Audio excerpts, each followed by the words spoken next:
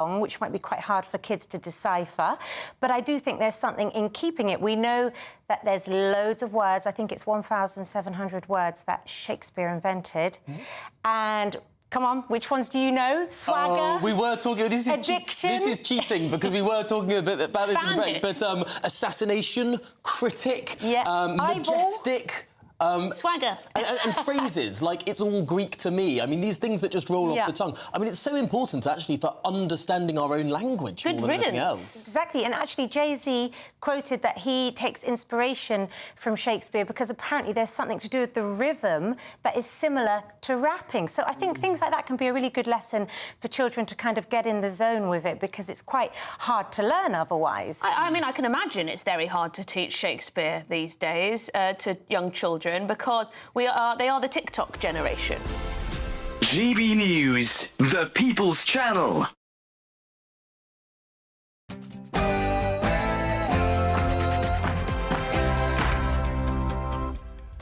Morning, Wednesday, the 12th of March, live across the UK. This is Britain's Newsroom with Andrew Pearce and Bev Turner.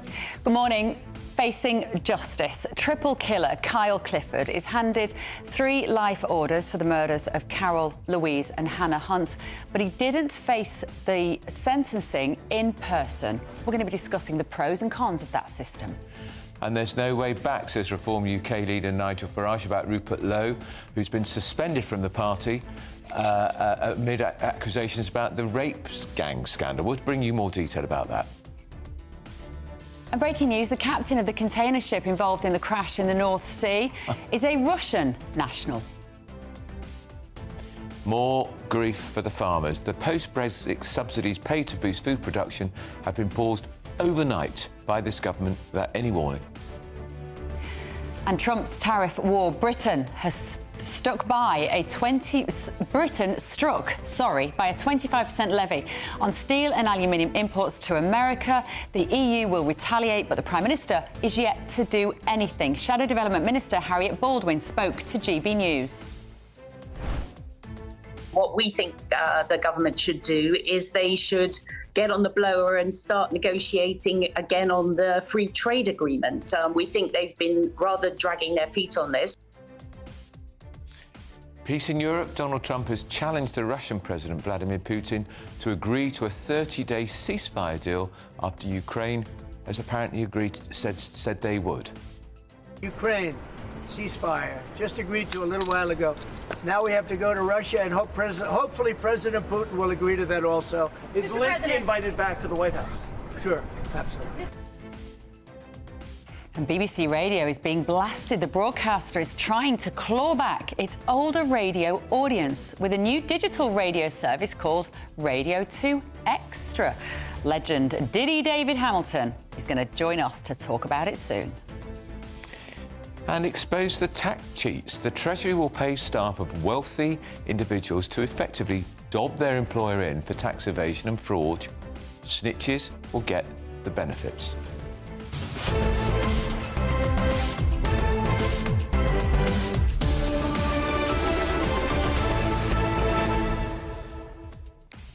How important would it be for you, if you were a victim of crime or someone in your family was, to have the perpetrator look you in the eye? And John Hunt, we're going to talk a lot about this in the programme today. He made a very powerful victim statement yesterday in court, but he said he wanted to do it eye to eye with the monster who wiped out almost all his family. Yeah. And he should have been allowed to do that, in my view, and they've got to get the law changed so that happens. gbnews.com/your say to get involved in our conversation. First, though, the very latest news with Tatiana Sanchez.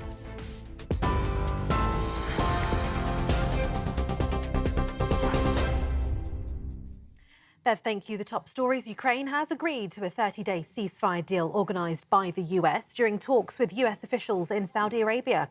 It came after a successful 8 hours of peace talks between US Secretary of State Marco Rubio and President Zelensky's Chief of Staff, Andriy Yermak.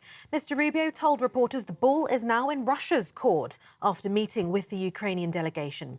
President Trump has challenged his Russian counterparts to accept the deal. His US envoy will make the journey to Russia to try and persuade Vladimir Putin on that deal Sometime this week, Sir Keir Starmer hailed Ukraine's backing for American ceasefire proposals as a remarkable breakthrough as the Defence Secretary heads to Paris today for talks to cement European peacekeeping efforts. The Business Secretary has described Donald Trump's decision to impose global tariffs on steel and aluminium as disappointing and said all options are on the table to respond in the national interest. The industry has also warned President Trump's tariffs on UK steel couldn't come at a worse time. British steel and aluminium industries are braced for the impact of the tariffs, which came into effect early this morning. The government says it won't retaliate, at least for now, and has called for the industry to remain cool-headed. The European Union announced it would be implementing counter-tariffs on £21.6 billion worth of goods starting on the 1st of April. And the captain of the Solong, the container ship involved in the crash in the North Sea, is a Russian national. That's according to the vessel's owners. It comes after police said a man had been arrested on suspicion of gross negligence, manslaughter in connection with Monday's collision. Humberside police said a 59-year-old is in custody to allow inquiries to take place, and officers are talking to those involved to find out what happened. The force added investigators have started a criminal probe into the cause of the collision between the Stena Immaculate and the Solong off the coast of East Yorkshire on Monday and are working with the Maritime and Coast Guard Agency. Those are the latest headlines for now. More from me in half an hour. For the very latest GB News direct to your smartphone, sign up to News Alerts by scanning the QR code or go to gbnews.com/alerts.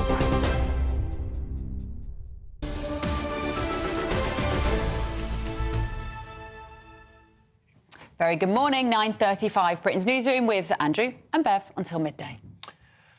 Now, the triple killer. You'd have heard it overnight, you've read it in the newspaper this morning. He's received a whole life, well, he's received 3 whole life sentences for the brutal murder of his ex-girlfriend Louise, her sister Hannah, with a crossbow, as well as stabbing their mother Carol. So John Hunt, of course, the father, and his surviving daughter Amy Hunt attended court yesterday, but they were unable to face the killer as a judge let him off due to effectively being disabled. He's in a wheelchair. He's in a wheelchair because he turned the crossbow on himself. How ridiculous is this as mitigation? In my view, Bev, the judge made a terrible mistake. He should have been compelled to be in court. The law is being changed to say that if they refuse, 2 years can be added to their sentence. Well, that's no point if you've got a whole life sentence, because he's never leaving prison. But why don't they say, OK, no visitor rights for a year or 2 years? This is funny because I remember us being on air when this was announced in the King's speech that they were going to change the rule so that... The last Tory government said they were going to do it. They never got round to it. That's right. I'd forgotten that, actually. That the perpetrator should be in court so that the victims and the victims' families can have that sense of closure, of being able to articulate the impact on their life to the person who has, in many cases, absolutely ruined their life. And there is no case where that is more certain in the situation with John Hunt.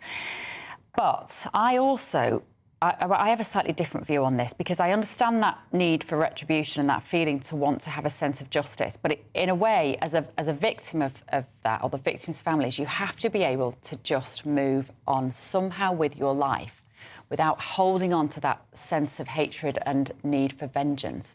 The vengeance should come in a strict enough sentence that you go home and you sleep at night knowing that person is locked up for life. Of course, he has got the maximum sentence. Yeah. He's never coming out of prison. Well, John Hunt made a very powerful statement to the court yesterday. He did. Let's read you a bit of it, because he said, "I so wanted to deliver these words eye to eye with Kyle. I will continue to act if I am doing so." And he says, because of course you forget that this was the boyfriend of his daughter. Yeah. They'd had him in their life. And he says, "Do you recall, Kyle, how kind we all were to you?" And of course, the mum, the wife, let him in the house because he'd come to the house to apparently see how his ex-girlfriend was, but also to collect some clothes. So she very compassionately said, let him in the house, and then, of course, he stabbed her to death. Yeah. And he said Louise, that was his girlfriend, his ex-girlfriend, conducted herself within a mature breakup on her part, understanding the conflict of saying goodbye to someone she once loved, but not allowing those memories to cloud her certain knowledge that you simply failed to be the person that she needed. And he reflects on the time they had together, helping you and Louise enjoy trips away. Do you remember how she loved a swanky hotel? You were always invited to meals out, a Sunday lunch at the pub or a special celebration. You were always made welcome. The only Christmas you spent together was at our house. Was it 4 or 5 days you spent with us? The food, the games, the laughter, the normality. What was it about this blissful existence you hated so much, Kyle? I mean, it's a fascinating case really psychologically. But I think nobody's going to forget what he said right at the end when he said the screams of hell awaiting for you. Yeah. And he obviously he said they will be rolling out the red carpet for him in hell. Yeah. And he will be haunted by this for the rest of his life. Yeah. I hope he doesn't live too long, actually. Yeah, he says, the screams of hell, Kyle, I can hear them faintly now. The red carpet will come out for you.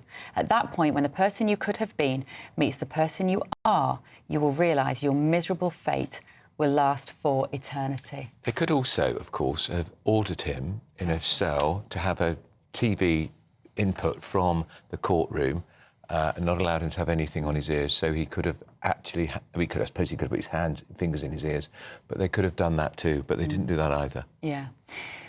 Should we talk to our guest now? Gaynor Bell's son. So this is Gaynor Bell. Morning, Gaynor. Her son, Stefan, was murdered by Colin Edel in 2000 and is now a knife crime campaigner. Gaynor, what do you make of John Bell? He felt cheated of not having the right to make that incredibly powerful personalised statement, as did his daughter, as he put it, eye to eye with the monster who destroyed his wife and 2 children. Absolutely cheated. Unless you've been through it. Sorry, is it Ellie there? Bev. Is that Ellie? No, I'm Bev. Next to you?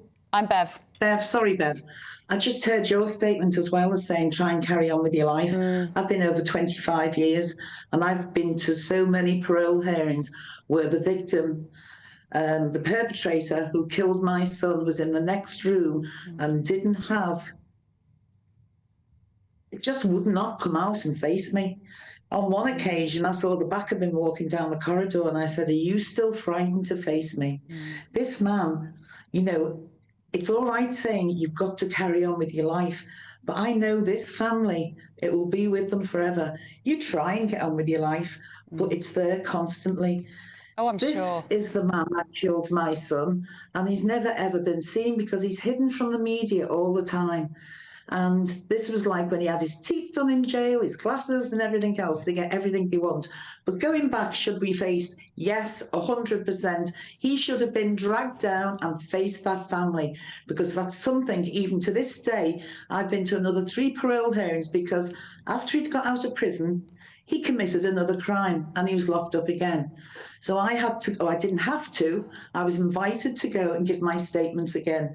Did he come out and face me? No, he's just actually hid in the back away from me. This man has committed another crime, and I think for the rest of his life he'll commit crimes. But he's a coward. You know, he's a coward in the fact when he killed my son was sitting in a chair and he stabbed him in the back. You know, so he's just not a coward of facing me. He was a coward when he committed his crime. And Bev, you know, you'd love to be able to put it behind you. I've been like a detective wanting to know exactly what he's done.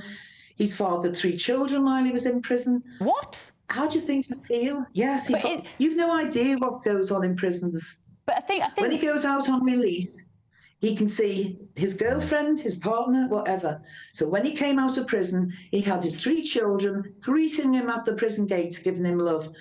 I've got a video of him when he first went in prison, and he was a puny, thin lad, flexing his muscles, showing him how big he is. This is in the prison cell. You're saying that we should put this behind us, but I would love to face him and tell him what a horrible, not even a human being, what he is. I totally understand that. I'm not in any way trying to belittle your experience. As a mother of 3 teens as well, I totally understand what you're saying. I think what you're describing there is a picture, Gaynor, of a whole justice system which is weighted in the wrong direction. It's not just about whether they should sit in the court and hear your statement. It's about the justice system not punishing people enough, treating them too well in the prison and giving them too much freedom. Did you want to see... I don't know whether I misunderstood that. He fathered 3 children whilst he was in prison? Yes. Yes. It's extraordinary. He's got 3 children. Because they have visits where they can go out of the prison. Can I ask you, Gaynor, one of the reasons they say they won't drag people like that monster who killed those 3 women into prison is because they can shout and swear and scream, and that destroys the dignity of the court. There's a simple solution to that, isn't there? Gag them, and then put them in court. Yeah. If they behave like that, gag them, and if they're going to, and if necessarily, physically restrain them. Now, people say, oh, we don't want to look like America. We want to actually make sure that sentencing process puts the victims at the heart of it, not the killer, not the perpetrator. The victim's rights should be seen, you know, right the way through the process that I've been through in my life. You know, you might think I'm got a vendetta, I'm a bitter, twisted mum, what happened, but no, I spent 20 years going out, well, first of all, to victims, you know, parents that had lost their children in the most horrific ways, trying to explain the system of the justice system, what's going to face them, because you don't know. And then I decided, I'm going to try and stop these crimes. So I'm not one of these bitter, twisted mothers. I went out, I actually faced some murderers, which I didn't know at the time, and I tried to put them on the right track. I went into young offenders that had committed horrific crimes, and I did have a big success. And the whole justice system, the whole system is wrong. The education they're given, I mean, I'm going on to another system. They should be going out there, which I did do, and educating them. But going back to what we're on about is, should those perpetrators, those murderers face their victims? Yes, 100%, because it makes you feel better that you've looked them in the eyes. You've actually seen them. Now, at 3 different hearings I went to, and he would not come in. I saw the back of him once in a prison, and I just shouted after him, are you still a coward? You still won't face me. Once, I got about 6 months into his sentence, I was actually in the bath and I got a phone call from the prison, and I know he was there. Might have been a bit longer. Would I speak to him? I wanted to know why he did it, because I never found out. Never found out. My son was sitting in a chair, not in a nightclub. I mean, nobody, you can say you're in the wrong place, but he was sitting in an office. And I wanted to know why he did it, but he'd never tell me. So I got the phone call, and the prison officer or his parole officer or whatever said, he wants to speak to you, he wants to... By that time, I'd said, no, I don't want to speak to him, because I knew the system then. A tick in his box, I'm in contact with the victim's mother who I killed, you know. I could go on for hours and hours and tell you what goes on in prisons that the public do not know. Well, we know a bit more now, Gaynor, having spoken to you. It's so interesting. Thank you. We're sending you lots of love, and I know how do you ever get over it? And I think you must still be outraged that you only served 14 years behind bars. But Gaynor, thank you so much for coming on. Thank you. I just think Gaynor puts it so well, and she was... I feel bad there. I think I articulated badly. I didn't mean to say that you should just move on, but I think it's that idea that if you...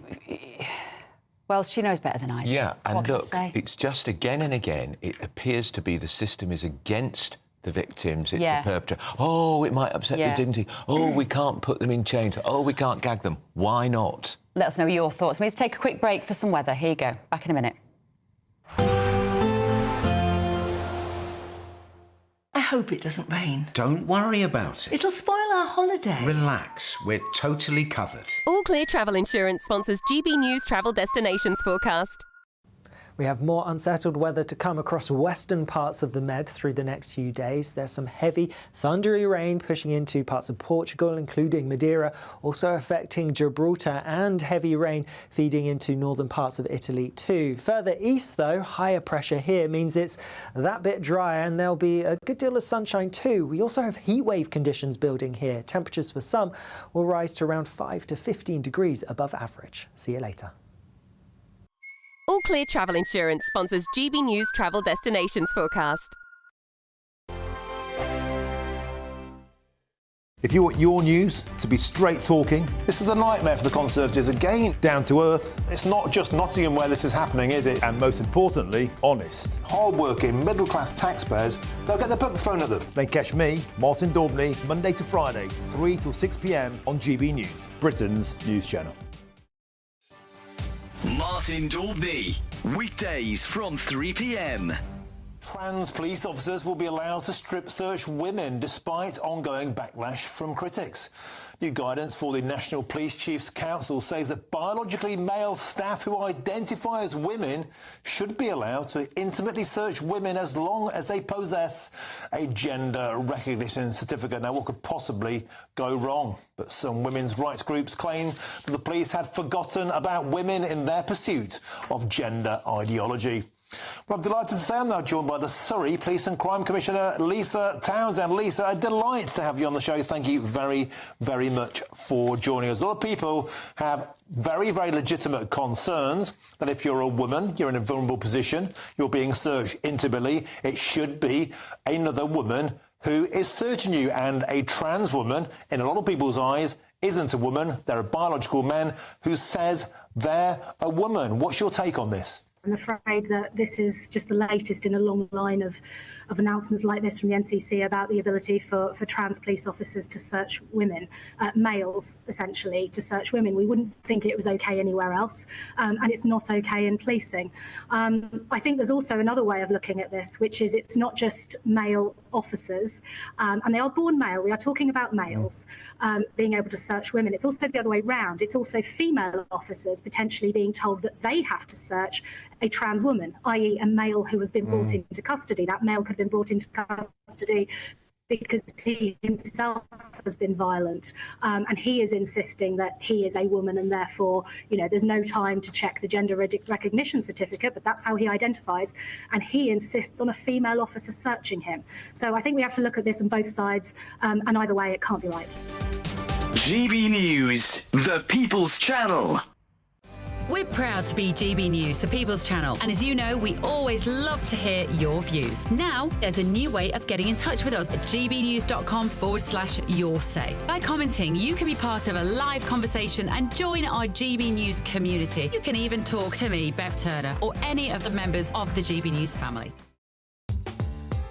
I'm Christopher Hope. From pop stars to politicians, I'll interview anybody in a pub who's got a political opinion. Join me every Friday on Spotify, Apple Podcasts, YouTube or gbnews.com, or wherever you get your podcasts.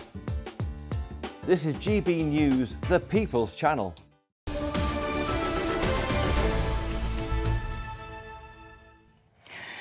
Welcome back to Britain's Newsroom, 9:51, only on GB News. Well, overnight, Ukraine has agreed to a 35-year ceasefire deal organised by the US. Let's talk to the Tory MP, Mark Francois, who has got the Shadow Armed Forces Minister's brief. Mark Francois, Trump says it's now up to Russia. Is there now a possibility of a 30-day ceasefire, and is that the right approach? Well, yes, there is, and it's very welcome that the talks in Saudi between the US and Ukraine have created this possibility of a ceasefire. It's also very welcome the Americans are resuming military aid, and they've turned the intelligence feedback on, because that will save many Ukrainian lives. And the ball's in Putin's court.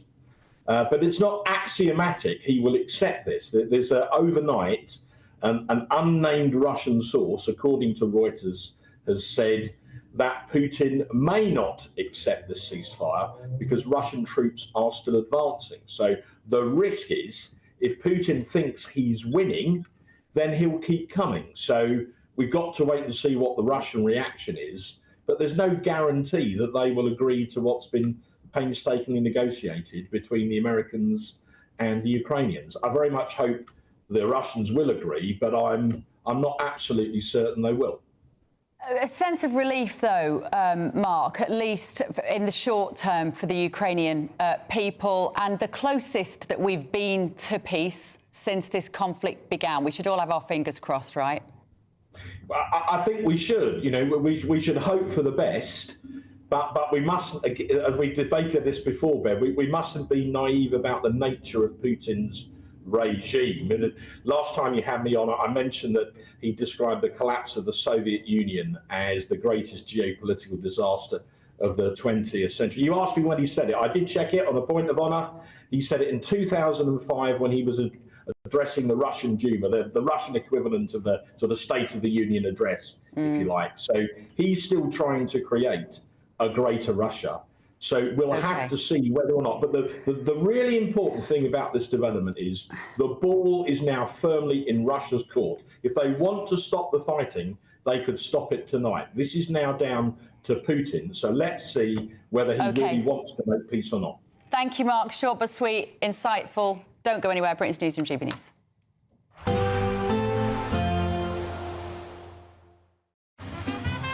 Despite the morning rain, it'll be a nice, warm, cosy day ahead. Boxed heat pumps, sponsors of weather on GB News. Good morning. Here's your GB News weather update from the Met Office. Today is going to be a bit of a chilly day and there will be quite a few showers around. Those showers are piling their way in on a north-northeasterly wind, so it's in areas exposed to that wind where we're going to see the most frequent showers, but generally most places at risk of seeing some passing through. The showers, though, will be heaviest towards eastern parts of Scotland. Here there's a chance of some hail, some thunder perhaps, even a bit of sleet, even to lower levels, though most of the winteriness, most of the snow will be confined just to higher ground. There will be some sunny spells around, but temperatures are a little bit below average for the time of year. Touchdown compared to yesterday, and with some brisk winds, it's going to feel even colder still. More showers to come as we go through the end of the day, though across parts of Scotland they're going to become largely confined to just far northern and eastern coastal parts. Further west and southwest, a generally fine picture. It will be fine through much of the day and staying that way as we head through into the evening. Mostly dry across Northern Ireland, not much of an exposure to the wind here, but across eastern parts of northern England and then feeding into the Midlands, Wales, even across much of southern England, there will be plenty of showers to come as we go through the end of the day. And a few more showers to come overnight as well. And again, similar to last night, with the risk of some showers and then clearing skies, it does mean there is the risk of some icy patches, so do take care on the roads. And even away from the icy patches, a touch of frost is quite likely, especially towards the west where we have some clearer skies. Further east, a bit more cloud and a bit more of a breeze means that we're less likely to see a frost here. As we go through tomorrow, again, we're going to have showers. The wind direction will have changed a little bit, more to a northerly, so the showers will be mainly down the eastern side of England, but also affecting some northern parts of Scotland too, perhaps one or two pushing into Northern Ireland. Elsewhere, it's looking largely dry, but a few showers could develop. Temperatures are going to be similar to today, again, mid to high single figures at best, so still feeling pretty chilly even for the time of year. There will be a light breeze in the morning, leading to a warm front. Boxed heat pumps, sponsors of weather on GB News. The latest GB News travel. Morning, I'm Sarah Gosney-Hughes. Heading into Belfast, Sydenham Bypass, there's a line out for a broken down bus at Hollywood Road. Edinburgh City Bypass, the westbound exit slip partially blocked by a breakdown at the Straighton Junction. Alnwick, the A1 northbound partially blocked at the Alnwick North Junction, the B1340, and heading towards Carnarvon. The A487 northbound in Gwynedd is partially blocked at Pengroes at the Inigo Jones roundabout. Whilst Downton, the D roads partially blocked southbound at the Retail Park, and more northbound traffic's been held for a vehicle fire at 28 at Alfreton, and there are 2 lanes out on the M5 southbound for a lorry fire at 3 at Hales Owen. The M40 southbound is partially blocked at 15 the Warwick Bypass, and Romford Main Road is partially blocked between Romford and Gidea Park. That's the A188. That's the latest. You can stay up to date throughout the day by visiting our website gbnews.com. You could have £17,777 in tax-free cash to play with this spring. Cash to spend on anything you like. And if that wasn't enough, we're also going to give you not one, but two sought-after designer watches and the latest Mulberry handbag. How would winning that sound? For a chance to win the cash, 2 watches and a designer bag, text cash to 63232. One entry costs £2 plus 1 standard network rate message, or text bonus to 63232. 5 entries cost £5 plus 1 standard network rate message. Go to gbnews.com/win. Entries start from just £2. Call 0903 681 3232. Calls cost £2 plus your network access charge. Or post your name and number to GB12 PO Box 8690 Derby DE1 9TT. UK only. Entrance must be 18 or over. Lines close at 6 p.m. on the 4th of April. Please check the closing time if listening or watching on demand. Good luck. Mornings don't have to be tiresome, especially if you have the right company. Wake up to news as it happens, opinion and debate, and of course, a little bit of entertainment too. Because when the kettle's on, we're on. That's Breakfast on GB News, a show worth waking up for. Every morning from 6 a.m. Only on the People's Channel, Britain's news channel. We'll spread the news, you spread the word. Hi, I'm Michelle Dewberry, and my show is your opportunity to cut through all the noise and dive in headfirst to some robust debates. Ideas clash. Situation, isn't it? Because the failure is... You're deliberately avoiding my point. Nothing's held back. And if you think this is the end of it, wait for more. And we do not shy away from the difficult stuff. Sometimes I want to shake people and say, if only you understood. So join me on Jubes & Co. weeknights at 6 p.m, only on GB News, Britain's news channel.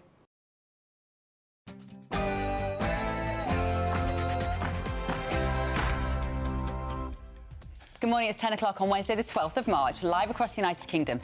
This is Britain's Newsroom with Andrew Pearce and Bev Turner. Facing justice, the triple killer, the monster, Kyle Clifford, handed down 3 life sentences for the murders of Carol, Louise and Hannah Hunt, but he didn't have the courage and wasn't ordered to face the sentencing in person. Apparently there is no way back. Reform UK leader Nigel Farage has said there is no return for Rupert Lowe after their fallout. It's curious this, we will have the very latest. And breaking news, the captain of the container ship involved in that extraordinary collision in the North Sea, guess what? He's a Russian national.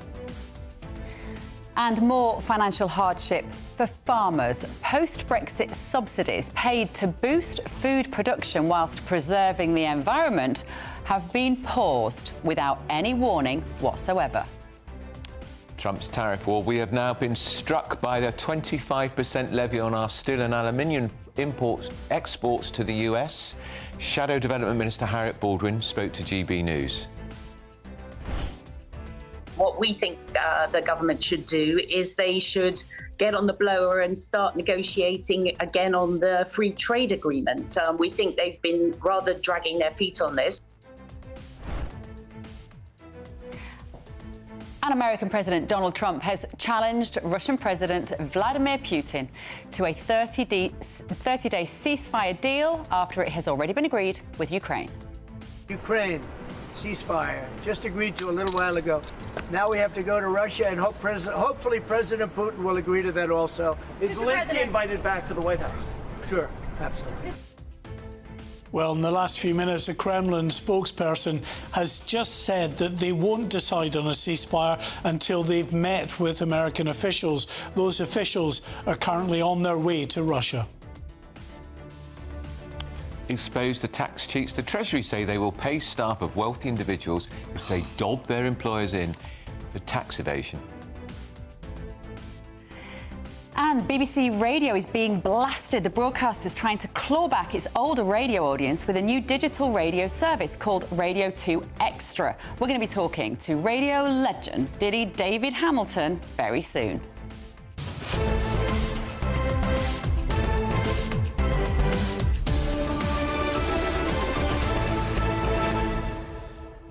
We've got Mark White in the studio going to talk to us in just a moment. We want to hear your thoughts as well, of course. gbnews.com/your say. First, though, here's Tatiana with the news.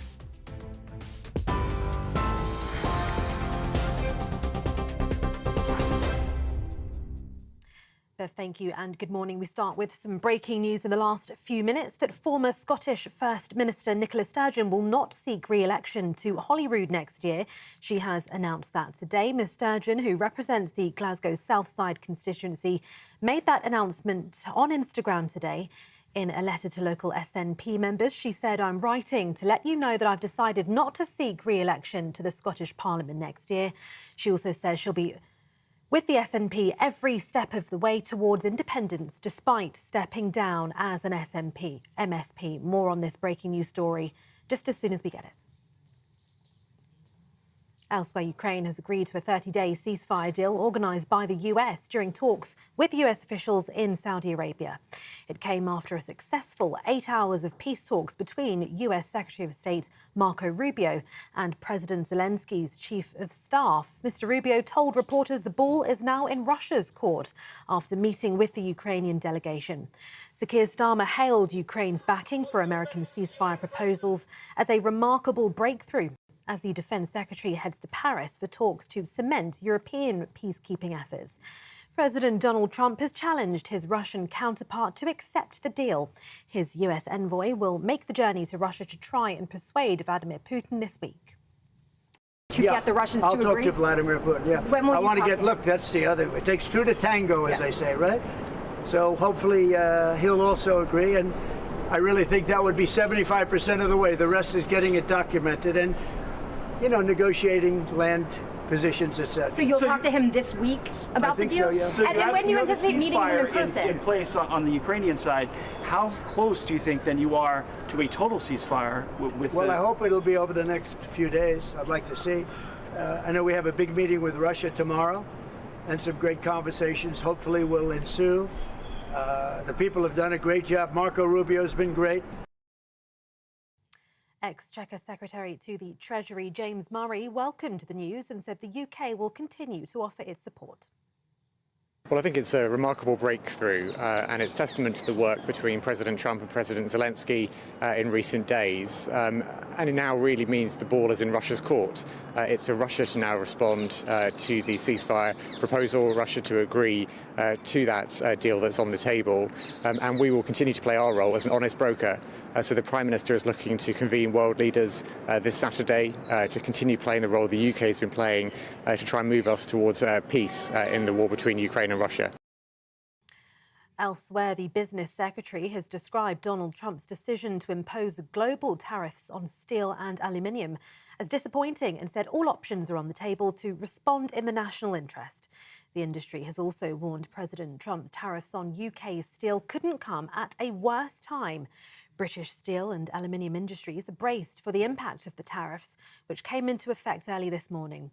The government says it won't retaliate, at least for now, and has called for the industry to remain cool-headed. The European Union announced it would be implementing counter-tariffs on £21.6 billion worth of goods starting on the 1st of April. Shadow Business and Trade Minister Harriet Baldwin says it's important that the US and the UK move forward on the free trade agreement, but today's implementation is not good globally. It's a terrible thing to be in a trade war like this with tariffs. It's not good for anybody. It's not good for our steel industry. It's not good for consumers in the US. There was substantial progress made on a trade deal during the last Trump administration and when we were in government. And I think it would be incumbent on the current government to really make progress on that and make progress quickly because it's not good for anyone. It's not good for the world economy to have these tariffs. In other news, the captain of the Solong, the container ship involved in the crash in the North Sea, is a Russian national, according to the vessel's owners. The rest of the crew were Russian and Filipino nationals, according to shipping company Ernst Russ. It comes after police said a man had been arrested on suspicion of gross negligence manslaughter in connection with Monday's collision. Humberside police said a 59-year-old's in custody to allow inquiries to take place, and officers are talking to those involved to find out what happened. The force added investigators have started a criminal probe into the cause of the collision between the Stena Immaculate and the Solong off the coast of East Yorkshire on Monday and are working with the Maritime and Coast Guard Agency. Zombie knives, machetes and knuckle dusters have been handed in to the UK's first hospital to introduce a knife amnesty. St George's Hospital in Tooting in South London introduced the measure after noticing a leap in knife crime victims in its emergency department. Experts said the contents of the box after just 6 months were terrifying. A cache of 87 weapons were surrendered during the first 6 months of the scheme. Last year, more than 500 people with injuries from knives and other sharp objects were treated by doctors in St George's emergency department, almost double the number seen in 2022. And thousands of NHS patients in England with multiple sclerosis will soon be offered a take-at-home tablet to manage their condition. The drug advisory body NICE says cladribine can help people with the active relapsing remitting version of the disease, as well as more severe, highly active MS. Experts say broadening access to the drug should give more patients freedom from hospital and free up clinic time. While there are more than 150,000 people living with MS in the UK, a condition that affects the brain and the spinal cord. And those are the latest GB News headlines for now. I'll be back in half an hour.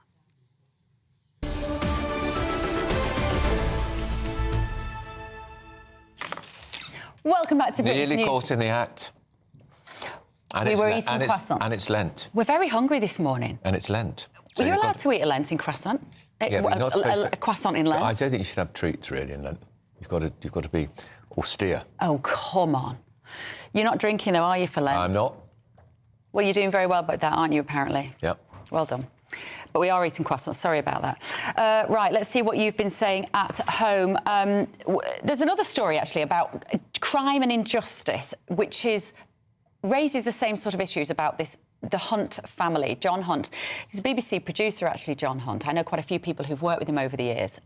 Works in racing, doesn't he? Works in sport, I think, and racing. And he lost, of course, two of his three daughters and his wife. And the story we're talking about today is, of course, because the perpetrator of these awful crimes wasn't in court to hear the sentencing and wasn't there to hear John Hunt's incredibly powerful statement of complaining about how awful it was for the family, for him and his daughter. And there's another story in the paper today about Wes Streeting, Health Secretary, one of his parliamentary aides who's been in trouble for flashing, they're describing it. It's a little more detailed than that, to be honest. Well, he explains that to a 13-year-old girl was... sat in a car doing something you shouldn't be doing in broad daylight in a car on his own. Yeah, quite. And then followed the girl, She saw him, teenager, 13-year-old, into a cul-de-sac. and she saw him and she sort of panicked and recoiled. He got out of the car and pursued her. And it was only because somebody saw what was going on, took his registration plate and called the police. So he has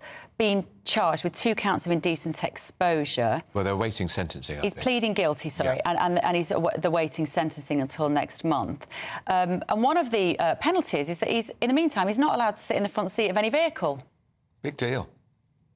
I mean, if you are the mother of this girl who's obviously spoken to the Sun newspaper and you are outraged by what your 13-year-old daughter has witnessed and is still scared by, this is what we're talking about. Justice, which seems to value the perpetrator, not the victim. And the other thing, he's still a councillor.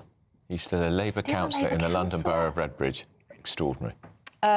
Let's carry on talking a little bit about this now. We're going to talk to psychotherapist Lucy Beresford because, Lucy, we think your perspective on this is so interesting this morning. What closure does it allow the victims and the victims' families of these crimes if they are able to sit in court and look at the guilty party? Well, that is a very important form of closure.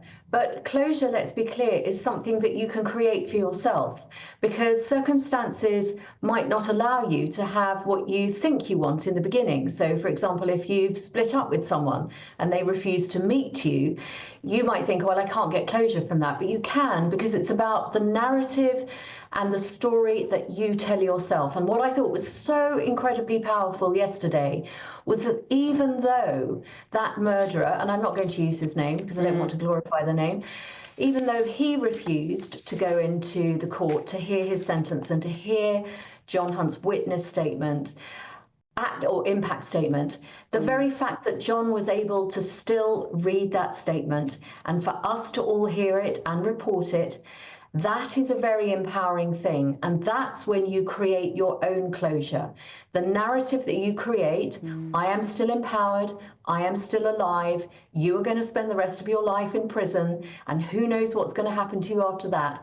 That's the story that creates your own closure. So even though that man wasn't in court, the closure, the really powerful closure, is still possible. They're a relatively new innovation, Lucy, aren't they?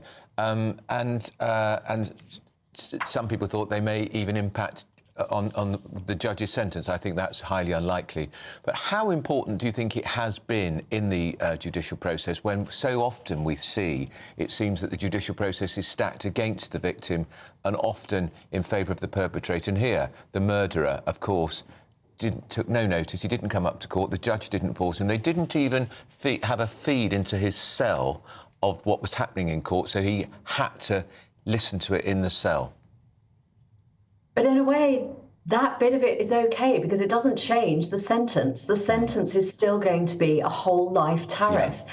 And there's no getting away from that. So, okay, so the man in the prison cell didn't hear it, but he'll know it. He'll feel it for the rest of his life. And that's what I mean by tilting the narrative. You change the story. Don't forget, it's very important in life to find your voice. And both of you, from hosting radio shows, will know how important it was for your listeners and for the viewers to GB News and GB News Radio to hear their voice. It's a really empowering moment. And so I go back to this idea that what was so important, and you're right, Andrew, these impact statements, irrespective of what happens in the court, irrespective of the judgment, it gives victims, and I'm really uncomfortable about using that word actually, but it gives people who've been on the receiving end of crime the opportunity to tell their story, to feel witnessed, to feel validated, and to own that story and step away from being a victim.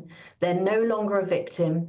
They are someone for whom a crime happened to them, but they have regained mastery of their narrative. Unbelievably psychologically important. Would there be, Lucy, do you think, any psychological impact on the guilty party of hearing these words? Or is somebody like this who's killed 3 people in the coldest of blood, it's not really going to... They must lack empathy so deeply that hearing that statement would probably not make any difference to them anyway. Well, again, it's not necessarily that they lack empathy or compassion. It's that they themselves have also had to start to tell a narrative in their head. I have been wronged. I didn't really mean to do it. I'm not this kind of person.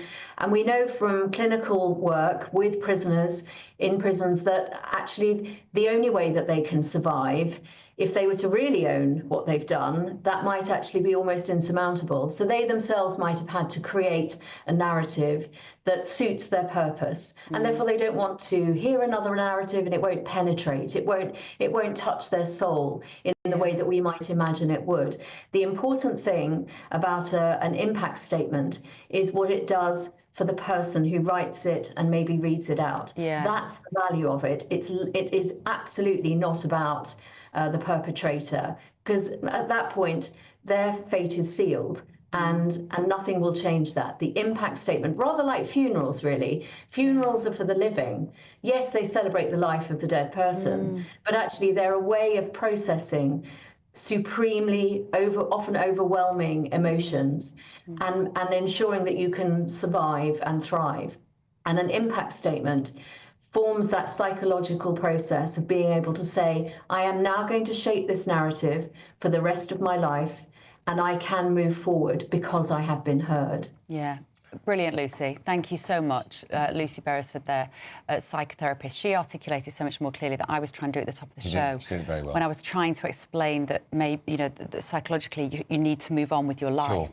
And what she's saying then about controlling the narrative and empowering. It's so interesting. Now, Ukraine has agreed to a 30-day ceasefire deal. It's been organised by the United States after those talks in Saudi Arabia. Let's talk to Mark White, who joins in the studio now. Mark, this is the closest we've been to peace. Yeah, there's no doubt. There's no doubt it's a very positive step forward.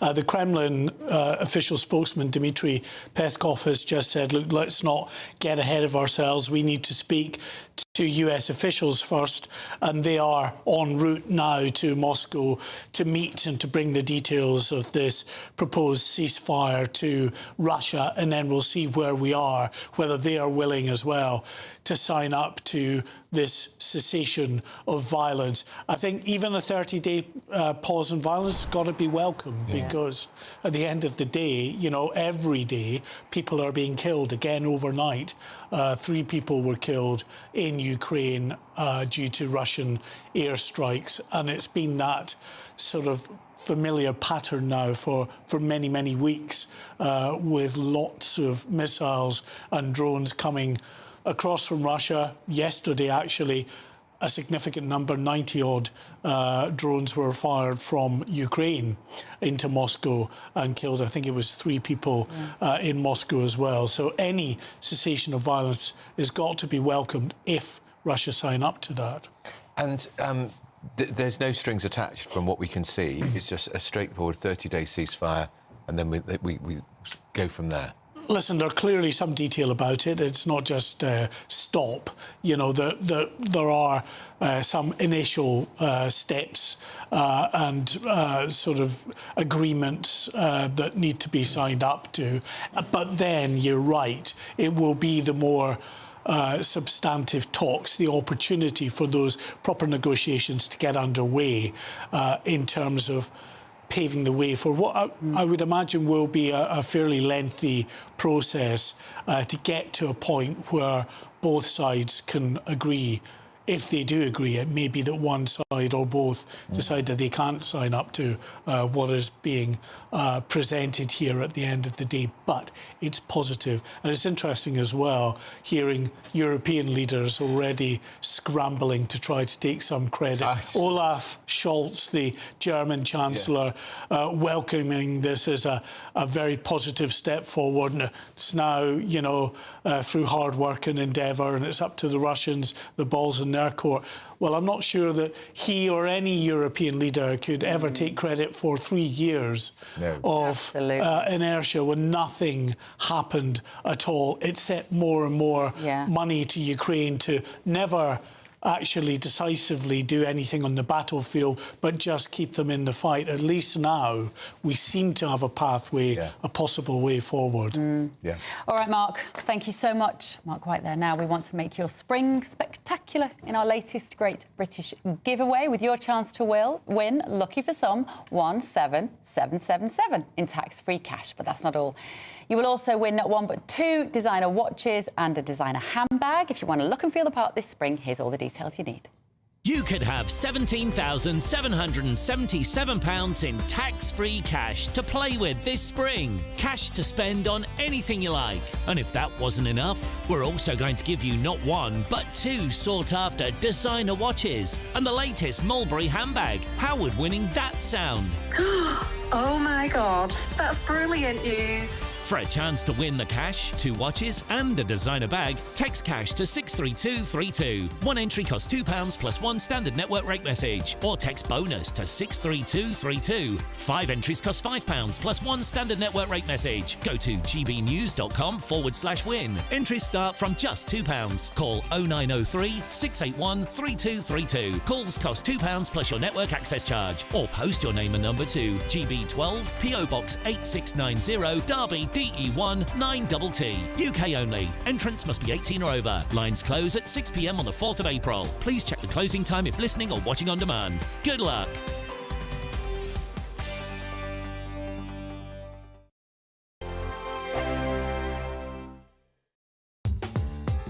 I'm Christopher Hope. From pop stars to politicians, I'll interview anybody in a pub who's got a political opinion. Join me every Friday on Spotify, Apple Podcasts, YouTube or gbnews.com, or wherever you get your podcasts.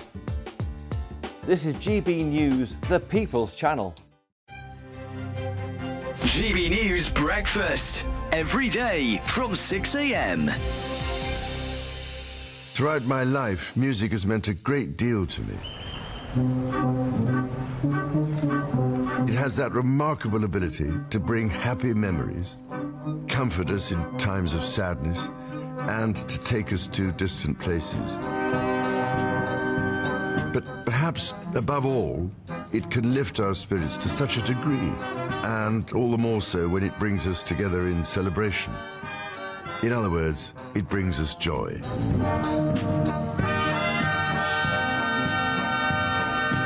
So this is what I particularly wanted to share with you, songs which have brought me joy. This seemed such an interesting and innovative way to celebrate this year's Commonwealth Day. Thank you for listening. I wish you all every possible blessing.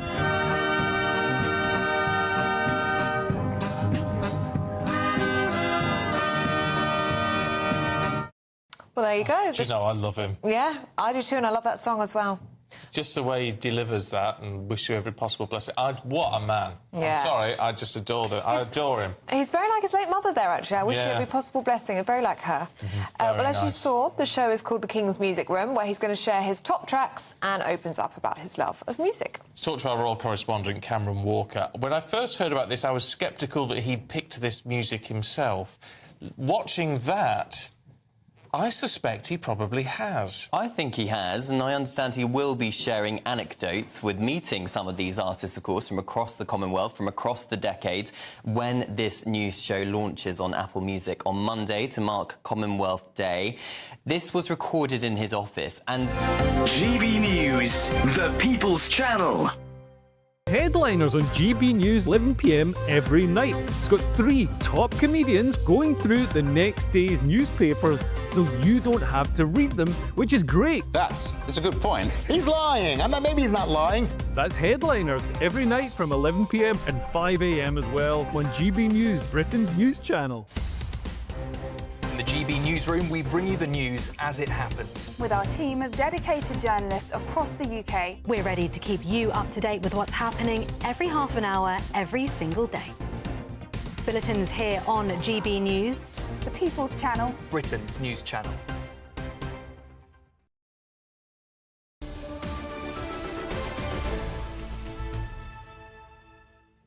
Welcome back. Bev and Andrew with you till midday. We are delighted to say we're joining the studio. No, you're not. Oh, we are. Stoner and Waldorf, they're here. Stephen Pound, Mike Parry. Morning, gentlemen. Stephen, should we talk about plans to cut thousands more civil service jobs? That will be music to a lot of ears. Yes, except it's never going to happen. Because and why only thousands? Well, only thousands, yeah. I mean, the fact that it's on the front of The Guardian means that they're not taking it seriously, of course, you know, and they want people to criticise the plan because, of course, they believe that the state should be getting bigger, not smaller. And the idea of reducing the state is antithesis to people like The Guardian. But the way it goes is this: proposals to restructure NHS England with entire teams cut to save money and avoid duplication, and they've called it, guess what, Project Chainsaw. And who was recently spotted in America wielding a chainsaw? I mean, honestly, President Milei of Argentina. I couldn't believe it. When you... Do you know what I think the Starmer government's doing is they're coming out with a load of ridiculous proposals which sound great and sound commonsensical. I wish they'd turn their attentions to the tax rises, the new labour laws, union power, destruction of education, farmers. Those are all the things which are going to really hurt this country. Mike, can we put the shotgun down? This is a talking shop. Let's just talk about what we're actually supposed to be talking about. Look, as far as I'm concerned, if Wes Streeting is actually cutting NHS England, fair play to it. But look, in times when you actually got a political question, I was always advised to look to the political Bible of this country, Yes Minister. And there's an episode of Yes Minister where they said we're going to reduce the civil service by 20%, but they had to take on an extra 10% of civil servants to work out the programme. Yes, exactly. Reducing it by 20%. But this government's already done that. Haven't they got a department for making sure the government spend their money wisely? And it's costing an absolute fortune. And also, they want to bring in a football regulator with a department of 250 people. Why do we need a football regulator? It's the most successful Premier Leagues in the world. Exactly, and the FA should be the regulator. The Prime Minister told his Cabinet at their weekly meeting, stop outsourcing decisions to regulators, right? And quangos. And quangos. He's created 27 quangos since he got into power. And he wants cutting 120. And he wants to make civil servants less in number, not more. It's nonsense. It just does not make any Mike, sense. you know, as the oldest person in the room...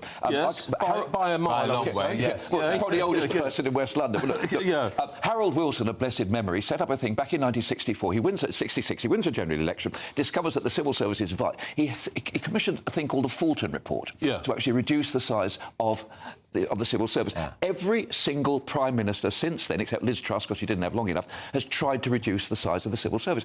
I think what Wes Streeting has done is the first time in my lifetime that a Secretary of State has actually said, I want to do this, I'm going to do this, and he's done it. Yeah, but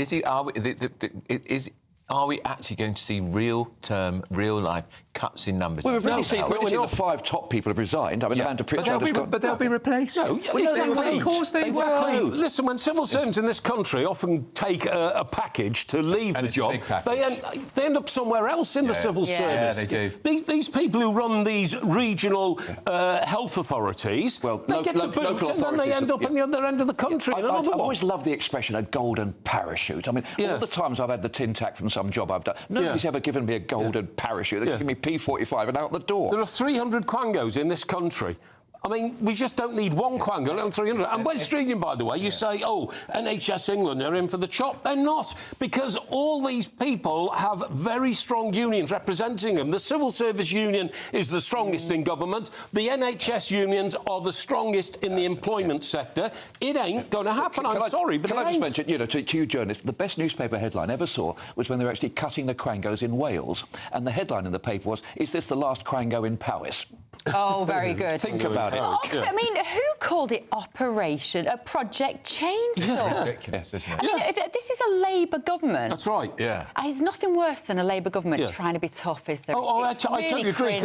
Because, again, I say I don't believe it's ever going to happen. I remember saying, hell yes. Exactly. 66,000 extra civil servants taken on because of COVID. And, even the Tory government loved civil servants. Let's make government bigger and let's have more people working for the state. They were all due to go immediately COVID finished. Not one of them has yet gone. No. And it was said, well, what do they do now? COVID's finished. So what are those 66,000 doing? Don't forget, when you talk about civil servants, you and I, we're thinking of sort of the Richard Wattis character, the man in Whitehall, that sort of thing. Civil servants are the police, they're customs officers, they're prison officers. They work in Whitehall and they spend 3 days a week working from home. We're talking about the Whitehall bureaucrats. Of course we are. That's what the Guardian is. But when people when they have a global figure of the civil service, it includes everybody.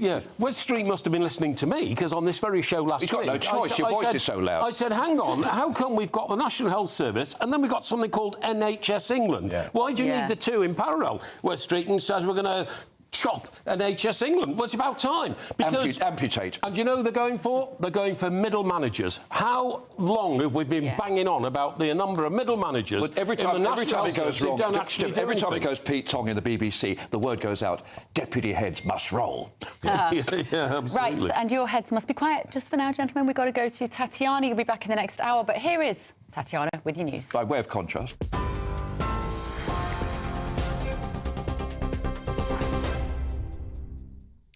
Bev, thank you, and good morning. The top stories. Ukraine has agreed to a 30-day ceasefire deal organised by the US during talks with US officials in Saudi Arabia. It came after a successful 8 hours of peace talks between US Secretary of State Marco Rubio and President Zelensky's Chief of Staff Andriy Yermak. Mr. Rubio told reporters the ball is now in Russia's court after meeting with the Ukrainian delegation. Sir Keir Starmer hailed Ukraine's backing for American ceasefire proposals as a remarkable breakthrough as the Defence Secretary heads to Paris for talks to cement European peacekeeping efforts. President Trump has challenged his Russian counterpart to accept the deal. His US envoy will make the journey to Russia to try and persuade Vladimir Putin this week.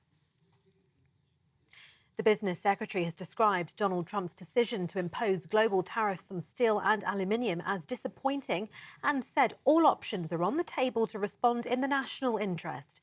The industry has also warned President Trump's tariffs on UK steel couldn't come at a worse time. British steel and aluminium industries are braced for the impact of the tariffs, which came into effect early this morning. The government says it won't retaliate, at least for now, and has called for the industry to remain cool-headed. The European Union announced it would be implementing counter-tariffs on £21.6 billion worth of goods starting on the 1st of April. And former Scottish First Minister Nicola Sturgeon has announced she will not seek re-election to Holyrood next year. Ms Sturgeon, who represents the Glasgow South Side constituency, made the announcement on Instagram today. In a letter to local SNP members, she said, "I'm writing to let you know I've decided not to seek re-election to the Scottish Parliament next year." She says she'll be with the SNP every step of the way towards independence, despite stepping down as an MSP. Sturgeon resigned as First Minister in March 2023 after 8 years in the role. And those are the latest GB News headlines for now. More news from me in half an hour. For the very latest GB News direct to your smartphone, sign up to News Alerts by scanning the QR code or go to gbnews.com/alerts.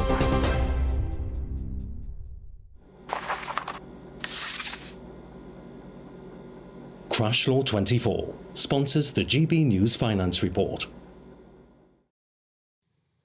And here's a quick snapshot of today's markets. The pound will buy you $1.2936 and €1.1854 euros. The price of gold is £2,252.73 per ounce, and the FTSE 100 is at 8,546 points.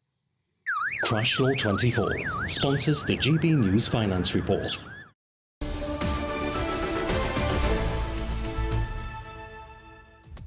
Up next, now we meant to talk about this yesterday, but we couldn't get our guests in the end, so we're revisiting it. This is for you, Andrew. It's a great story. A penthouse... Plus bottle service, 3 stages specially designed for our stunning dancers, private suites, and more. You can turn your experience at Penthouse Club into anything you desire. If you could only see Stephen Pound's eyebrows. Well, actually, if you could see where his tongue was, it was hanging out. Oh, please. The Penthouse Club will offer fully nude stripteases, Cirque du Soleil-style performances. It's in Soho. Should it be allowed? Well, it's been allowed by the local council. We're going to debate that next. This is Britain's Newsroom on GB News.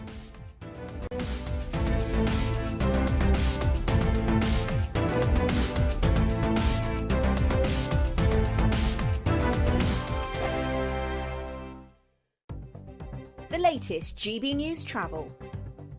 Morning. Well, there's an ongoing breakdown at Belfast-bound the Sydenham bypass. There's a lane out for this broken down bus at Hollywood Road. Edinburgh City bypass, the westbound exit slip, partially blocked by breakdown at the Straighton junction. Now, there'd been an earlier vehicle fire in Gwynedd, Penargroes, the A487. The road had been closed off. There are now temporary lights and emergency repairs at the Inigo Jones roundabout, so very heavy there. Woolstanton, the D Road southbound, partially blocked at the Retail Park, and the M1 northbound blocked by a vehicle fire. 28 at Alfreton to 29 at Chesterfield. Southbound lanes 3 and 4 are also closed to assist.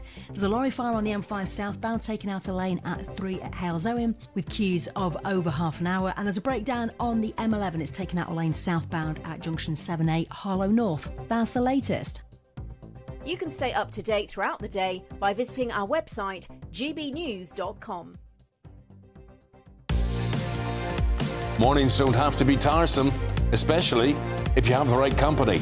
Wake up to news as it happens, opinion and debate, and of course, a little bit of entertainment too. Because when the kettle's on, we're on. That's Breakfast on GB News, a show worth waking up for. Every morning from 6 a.m. Only on the People's Channel, Britain's news channel. We'll spread the news, you spread the word. The royal family is an enduring symbol of tradition, unity and pride for Britain. At GB News, we celebrate what makes this country great. In our new royal newsletter series, you can join me, Cameron Walker, for Inside the Palace, an exclusive look every week that takes you beyond the gates and brings you the very latest from those at the heart of the monarchy. Never miss a royal moment again. Sign up now. Go to gbnews.com/royal newsletter and get the latest straight to your inbox. Hi, I'm Michelle Dewberry, and my show is your opportunity to cut through all the noise and dive in headfirst to some robust debates. Ideas clash. Situation, no, isn't it? Because the failure is you're deliberately avoiding my point. Nothing's held back. And if you think this is the end of it, wait for more. And we do not shy away from the difficult stuff. Sometimes I want to shake people and say, if only you understood. So join me on Jubes & Co. weeknights at 6 p.m. only on GB News, Britain's news channel. Hi, I'm Michelle Dewberry, and my show is your opportunity to cut through all the noise and dive in headfirst to some robust debates. Ideas clash. Situation, No, isn't it? Because the failure is... You're deliberately avoiding my point. Nothing's held back. And if you think this is the end of it, wait for more. And we do not shy away from the difficult stuff. Sometimes I want to shake people and say, if only you understood. So join me on Jubes & Co. weeknights at 6 p.m, only on GB News, Britain's news channel.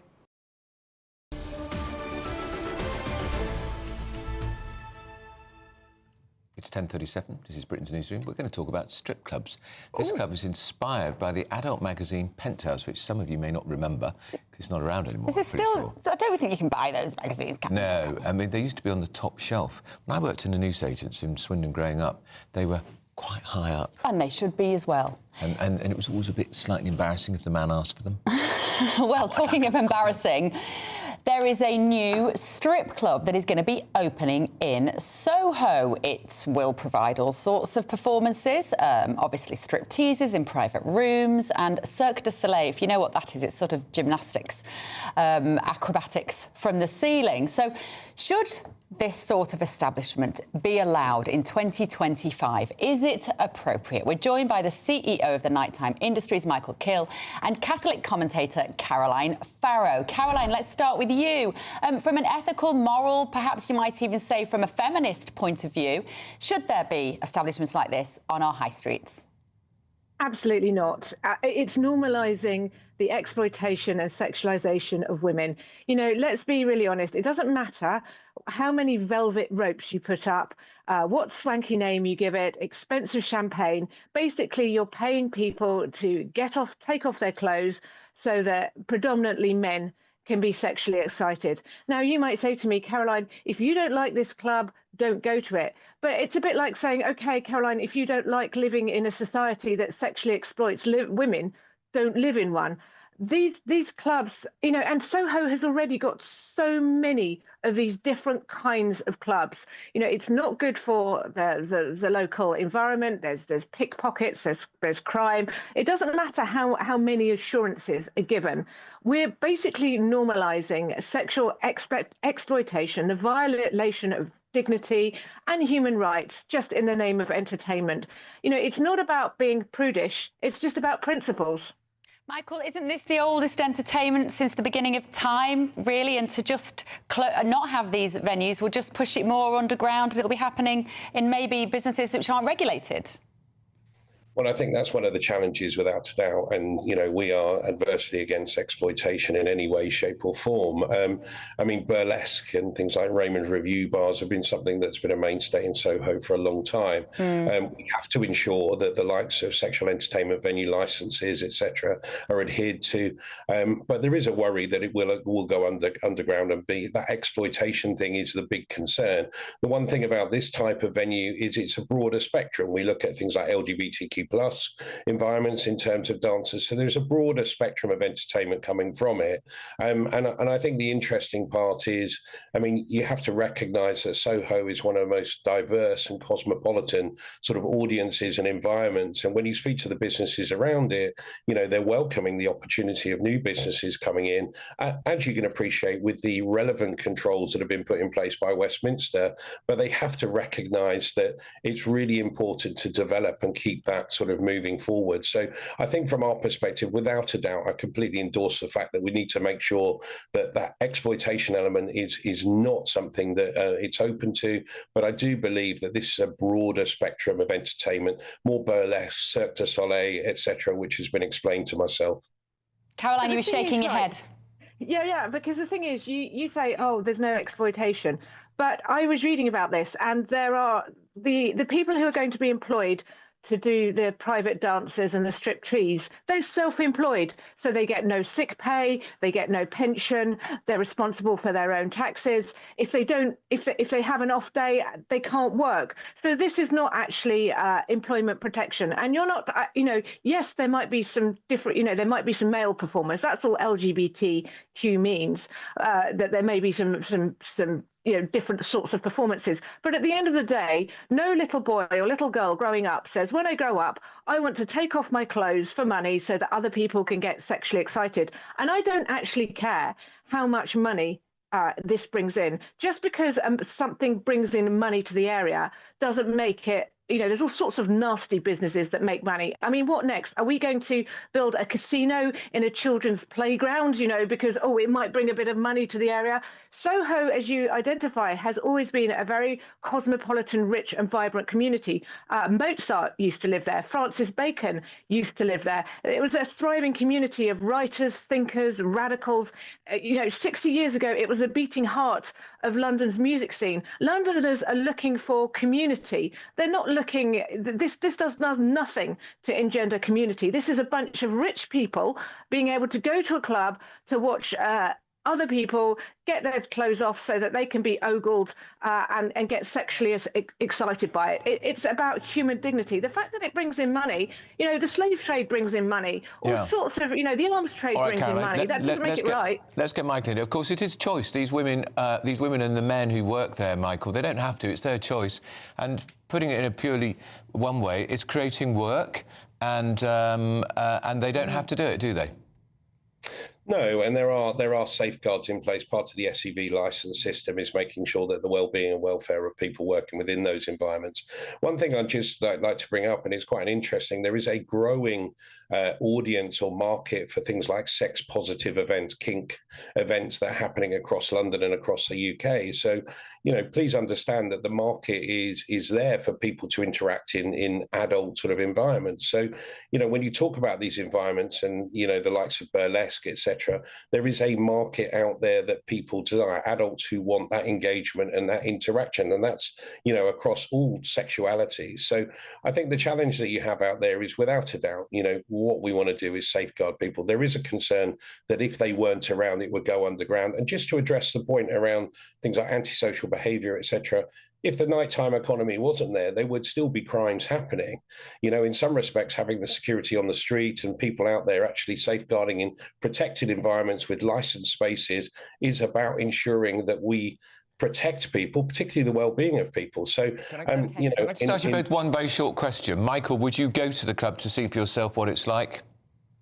I would, to go and see what it's like, without a doubt. I mean, I want to ensure that it's doing what its output is. Caroline, would you go and perhaps be prepared to be surprised by what you see? I think we know the answer. No, I'm not going to be surprised by the human body. We know what goes on in these clubs. We do. And you're trying to give it a veneer. You're trying to give the sex industry a veneer of respectability, but we know this argument is used about every single nasty, seedy industry. We have to legalise it to protect people, and we know that that's not the case. Okay. I mean, come on. Thank you both. Fantastic debate there. Catholic commentator Caroline Farrow and Michael Kill from the Night Times industry. It's not really my cup of tea, to be honest. But I was looking, the Trocadero, which is around the corner from this. Now, 18 months ago, that got planning permission for a huge section of that to become a mosque. That's going to go down well. So, but, what do we want? Do we want a mosque with a different culture, or do we want that culture? I'd love to know from you. GBNews.com/your say. Would you go? I probably would.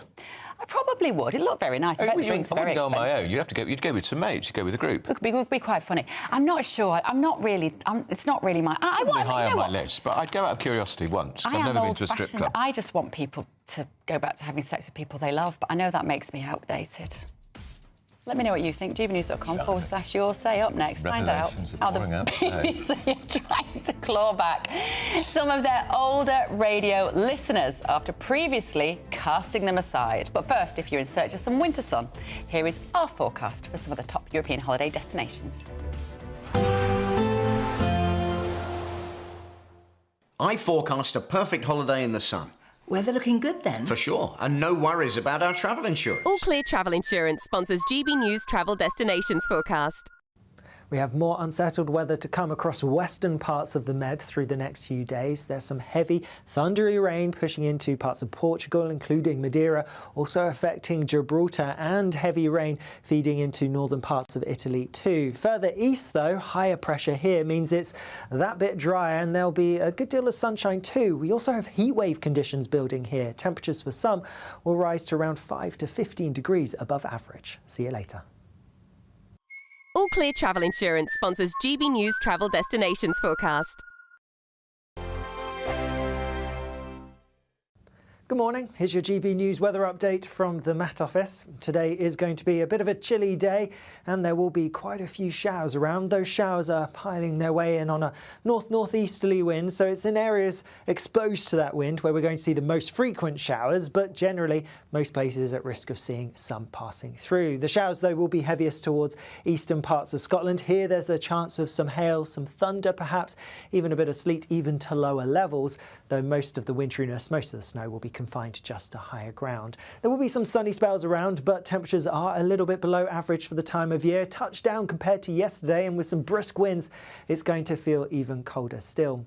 More showers to come as we go through the end of the day, though across parts of Scotland they're going to become largely confined to just far northern and eastern coastal parts. Further west and southwest, a generally fine picture. It will be fine through much of the day and staying that way as we head through into the evening. Mostly dry across Northern Ireland, not much of an exposure to the wind here, but across eastern parts of northern England and then feeding into the Midlands, Wales, even across much of southern England, there will be plenty of showers to come as we go through the end of the day. And a few more showers to come overnight as well. And again, similar to last night, with the risk of some showers and then clearing skies, it does mean there is the risk of some icy patches, so do take care on the roads. And even away from the icy patches, a touch of frost is quite likely, especially towards the west where we have some clearer skies. Further east, a bit more cloud and a bit more of a breeze means that we're less likely to see a frost here. As we go through tomorrow, again, we're going to have showers. The wind direction will have changed a little bit, more to a northerly, so the showers will be mainly down the eastern side of England, but also affecting some northern parts of Scotland too, perhaps one or two pushing into Northern Ireland. Elsewhere, it's looking largely dry, but a few showers could develop. Temperatures are going to be similar to today, again, mid to high single figures at best, so still feeling pretty chilly even for the time of year. I'm Christopher Hope. From pop stars to politicians, I'll interview anybody in a pub who's got a political opinion. Join me every Friday on Spotify, Apple Podcasts, YouTube or gbnews.com, or wherever you get your podcasts. This is GB News, the People's Channel. In the GB Newsroom, we bring you the news as it happens. With our team of dedicated journalists across the UK. We're ready to keep you up to date with what's happening every half an hour, every single day. Bulletins here on GB News. The People's Channel. Britain's news channel. We're proud to be GB News, the People's Channel. And as you know, we always love to hear your views. Now, there's a new way of getting in touch with us at gbnews.com/yoursay. By commenting, you can be part of a live conversation and join our GB News community. You can even talk to me, Bev Turner, or any of the members of the GB News family.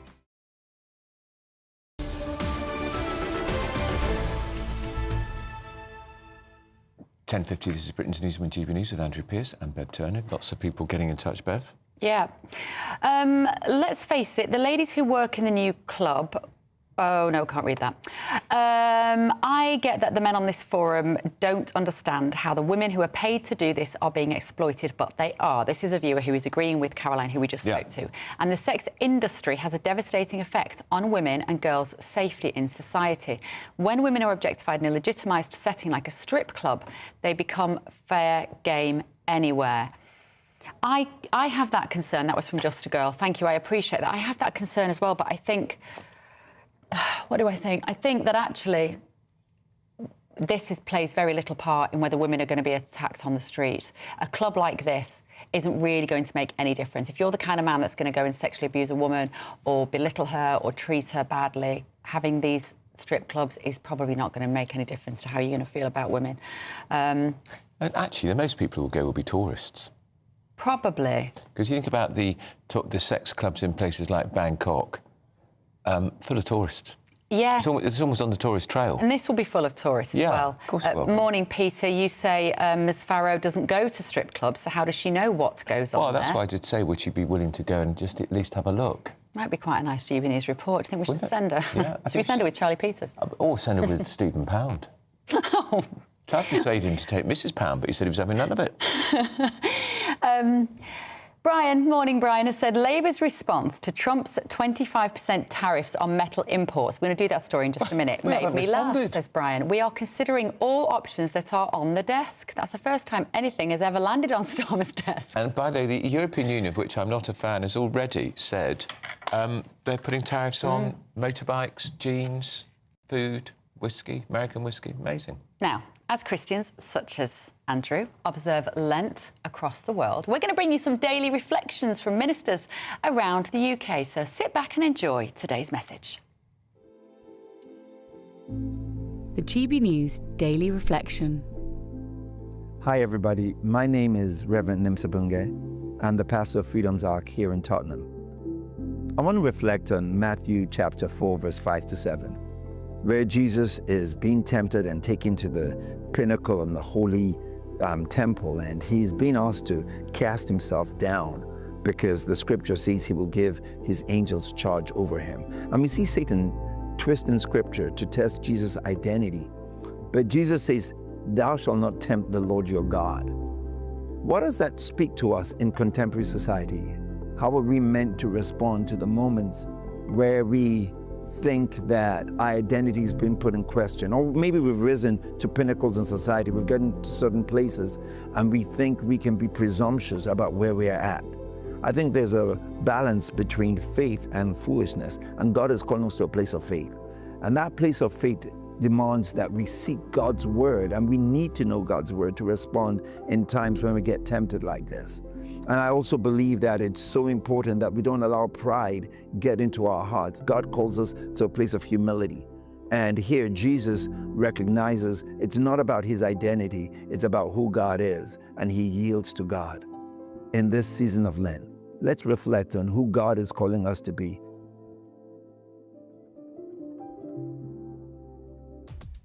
How nice is that? It's lovely. Very nice. Now then, up next, another blow for farmers as their post-Brexit subsidies have been halted just when you virtually think overnight. they had half an hour warning. We'll explain this. It's a little bit complicated, but on the back of the inheritance tax and the back of land grabs by the Labour government, this is the last thing the farmers need. We're going to be talking to one in just a minute, only on Britain's Newsroom on GB News, the People's Channel.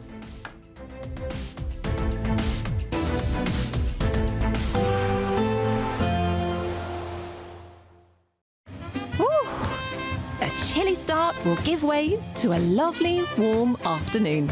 Boxed heat pumps, sponsors of weather on GB News. Good morning. Here's your GB News weather update from the Met Office. Today is going to be a bit of a chilly day, and there will be quite a few showers around. Those showers are piling their way in on a north-northeasterly wind, so it's in areas exposed to that wind where we're going to see the most frequent showers, but generally most places at risk of seeing some passing through. The showers, though, will be heaviest towards eastern parts of Scotland. Here there's a chance of some hail, some thunder perhaps, even a bit of sleet, even to lower levels, though most of the winteriness, most of the snow will be confined just to higher ground. There will be some sunny spells around, but temperatures are a little bit below average for the time of year. Touchdown compared to yesterday, and with some brisk winds, it's going to feel even colder still. More showers to come as we go through the end of the day, though across parts of Scotland they're going to become largely confined to just far northern and eastern coastal parts. Further west and southwest, a generally fine picture. It will be fine through much of the day and staying that way as we head through into the evening. Mostly dry across Northern Ireland, not much of an exposure to the wind here, but across eastern parts of northern England and then feeding into the Midlands, Wales, even across much of southern England, there will be plenty of showers to come as we go through the end of the day. And a few more showers to come overnight as well. And again, similar to last night, with the risk of some showers and then clearing skies, it does mean there is the risk of some icy patches, so do take care on the roads. And even away from the icy patches, a touch of frost is quite likely, especially towards the west where we have some clearer skies. Further east, a bit more cloud and a bit more of a breeze means that we're less likely to see a frost here. As we go through tomorrow, again, we're going to have showers. The wind direction will have changed a little bit, more to a northerly, so the showers will be mainly down the eastern side of England, but also affecting some northern parts of Scotland too, perhaps one or two pushing into Northern Ireland. Elsewhere, it's looking largely dry, but a few showers could develop.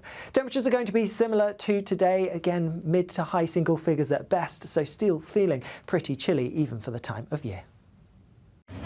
A nice bright morning will generate a lovely warm day, right through to the evening.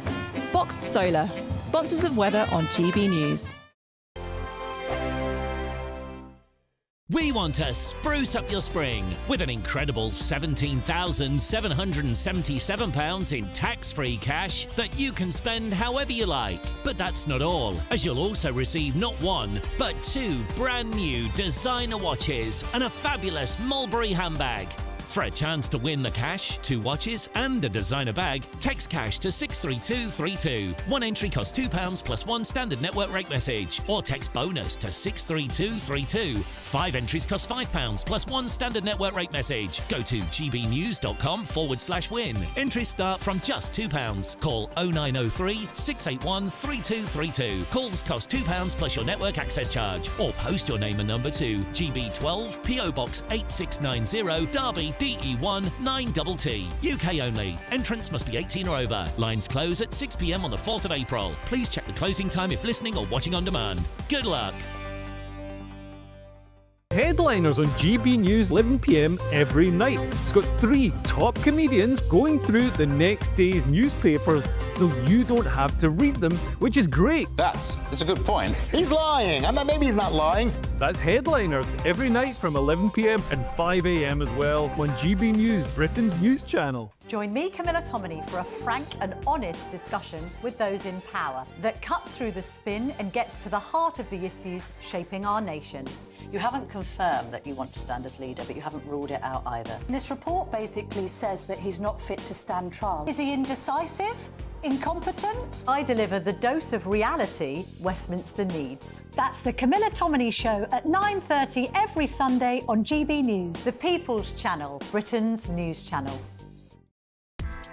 Join me, Nana Akwe, for an informative, interactive news programme with a difference. It's fun. No, he didn't say that, Dave. I'm so surprised. I think there's an element of truth to that. Join me from 3 p.m. every weekend, only on GB News, Britain's news channel. Hello everyone, Patrick Christie's here with an exclusive opportunity just for you, our incredible GB News viewers. We're giving you the opportunity to win a VIP studio tour right here at GB News HQ. Plus, you'll also get to meet yours truly. It's easy to enter. Just head to gbnews.com/community competition and follow the easy steps. Don't miss out. Enter now, and I'll see you soon at GB News. Full T's and C's apply.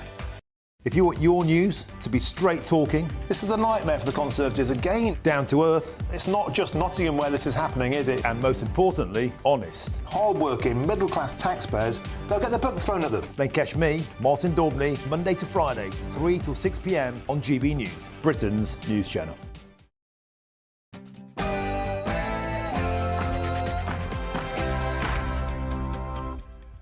It's 11 o'clock on Wednesday, the 12th of March, live across the UK. Britain's Newsroom with Andrew Pearce and Bev Turner. Good morning. Thanks for joining us. So, triple killer Kyle Clifford was handed down 3 life sentences yesterday for the murders of Carol, Louise and Hannah Hunt. But he didn't face the sentencing in person, should he have? Another blow for our farmers. Post-Brexit subsidies paid to boost food production have been paused without warning. Another blow for rural Britain. Reform UK leader Nigel Farage has already said there is no way back for Rupert Lowe into the party after their fallout. We will bring you the very latest. And breaking this morning, the captain of the container ship involved in the crash in the North Sea, who's been arrested, is a Russian national. And Trump's tariff war continues. Britain has now been struck by a 25% levy on steel and aluminium exports to America. Shadow Development Minister Harriet Baldwin spoke to GB News a little earlier. What we think the government should do is they should get on the blower and start negotiating again on the free trade agreement. We think they've been rather dragging their feet on this. And US President Donald Trump has challenged Vladimir Putin to sign up to the 30-day ceasefire deal, which Ukraine has already done. Ukraine ceasefire just agreed to a little while ago. Now we have to go to Russia and hopefully President Putin will agree to that also. Is Zelensky invited back to the White House? Sure, absolutely. And do you like this culture of dobbing people in? The Treasury is going to pay the staff of wealthy individuals to tell on their employer if they suspect tax evasion and fraud. What kind of country are we living in?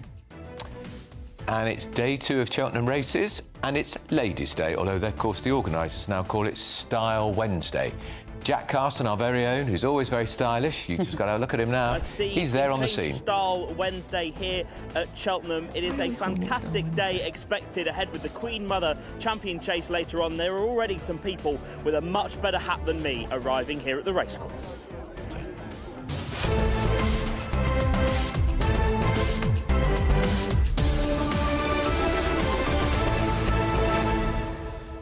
That was quite the hat. If you're listening on the radio, that lady had sort of a red Christmas tree plonked on her forehead. I couldn't get through the day with something like that on my head, would you? I find it very distracting. Do they make them themselves or do they hire them? I don't know what they're they do. expensive, aren't they, the hats for that day? Anyway, we will be getting you more pictures from Jack, hopefully of some fantastic fashion outfits. Talking of fabulous-looking ladies, here's Tatiana Sanchez with your news.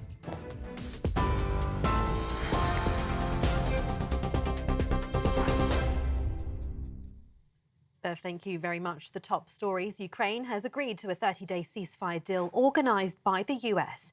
It came after a successful 8 hours of peace talks between US Secretary of State Marco Rubio and President Zelensky's Chief of Staff Andriy Yermak.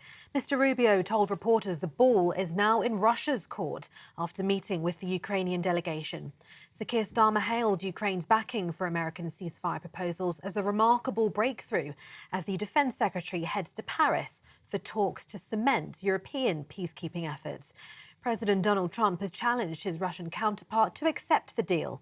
His US envoy will make the journey to Russia to try and persuade Vladimir Putin this week. To get the Russians to agree? I'll talk to Vladimir Putin, yeah. When will I want to get, look, that's the other, it takes 2 to tango, as they say, right?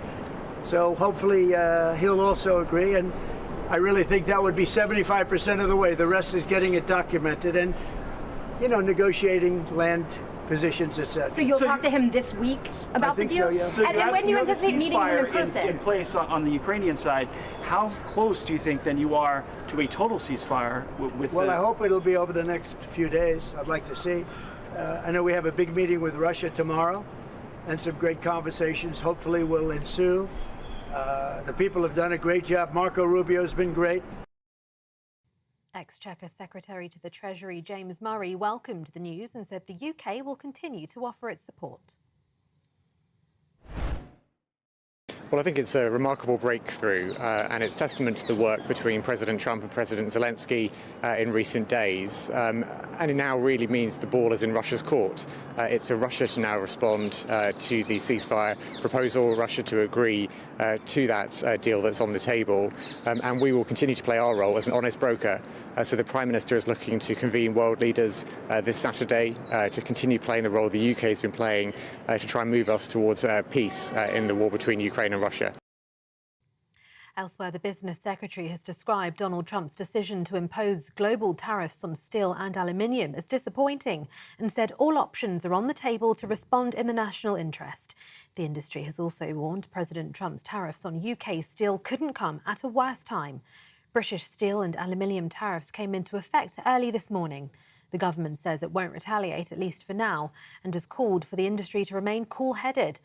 The European Union, though, announced it would be implementing counter-tariffs on £21.6 billion worth of goods starting on the 1st of April.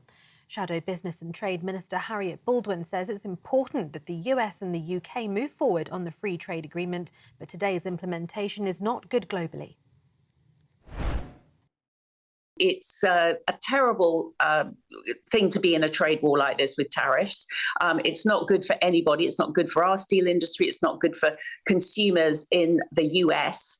There was substantial progress made on a trade deal during the last Trump administration and when we were in government. And I think it would be incumbent on the current government to really make progress on that and make progress quickly, because it's not good for anyone. It's not good for the world economy to have these tariffs. Former Scottish First Minister Nicola Sturgeon has announced she will not seek re-election to Holyrood next year. Ms Sturgeon, who represents the Glasgow South Side constituency, made the announcement today. In a letter to local SNP members, she said, "I'm writing to let you know that I've decided not to seek re-election to the Scottish Parliament next year." She says she'll be with the SNP every step of the way towards independence, despite stepping down as an MSP. Sturgeon resigned as First Minister in March 2023 after 8 years in the role. The arrested captain of the Solong, the container ship involved in the crash in the North Sea, is a Russian national, according to the vessel's owners. It comes after police said a man had been arrested on suspicion of gross negligence manslaughter in connection with Monday's collision. Humberside Police said a 59-year-old is in custody to allow inquiries to take place, and officers are talking to those involved to find out what happened. The force added investigators have started a criminal probe into the cause of the collision between the Stena Immaculate and Solong off the coast of East Yorkshire on Monday, and are working with the Maritime and Coast Guard Agency. And a second person has been charged following a fatal shooting of a teenage boy in South London. A 17-year-old boy has been charged with murder in connection with the death of 16-year-old Nathaniel Burrell following a shooting in Stockwell on the 4th of March. The teenager, who cannot be named for legal reasons, will be appearing at Bromley Youth Court this morning. Omar Premier, aged 32, was previously charged with murder. He appeared at Bromley Magistrates Court on Monday and is due to appear at the Old Bailey later today. And those are the latest GB News headlines. For now, more news from me in half an hour.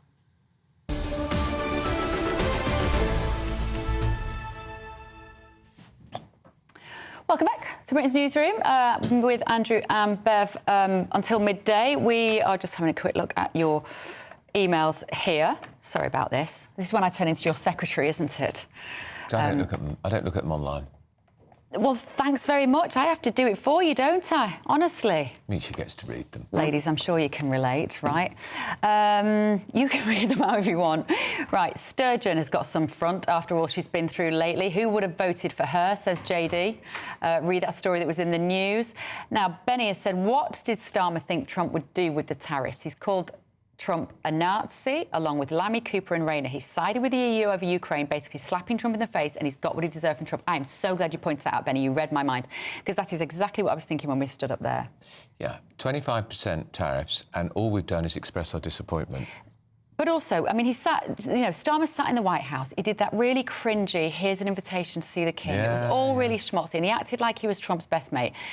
Trump basically goes into the negotiation practice with Zelensky, regardless of whether you think he handled it well or not. It has worked. And Starmer welcomes him with a hug on Downing Street, cozies up to the EU and undermines what Trump is trying to do. No wonder Trump's gone, you know what, you can have your 25% on your And on you your think steel. about our British steel industry. In Port Talbot, they've got those new eco-arc furnaces, which have cost 3,000 jobs. If you're a steelworker going to work today, oh, that's OK, because the Prime Minister's expressed his disappointment. Yeah. Well, June Sand has said Trump's steel tariffs. I thought net zero madness had destroyed our steel-making industry. It's probably why the government isn't too worried. Well, it is on its knees. And it's owned, of course, by an Indian company called Tata Steel. The thing is, this is Trump's negotiation. He slapped these tariffs on Canada, 50%. Yeah. They all panicked.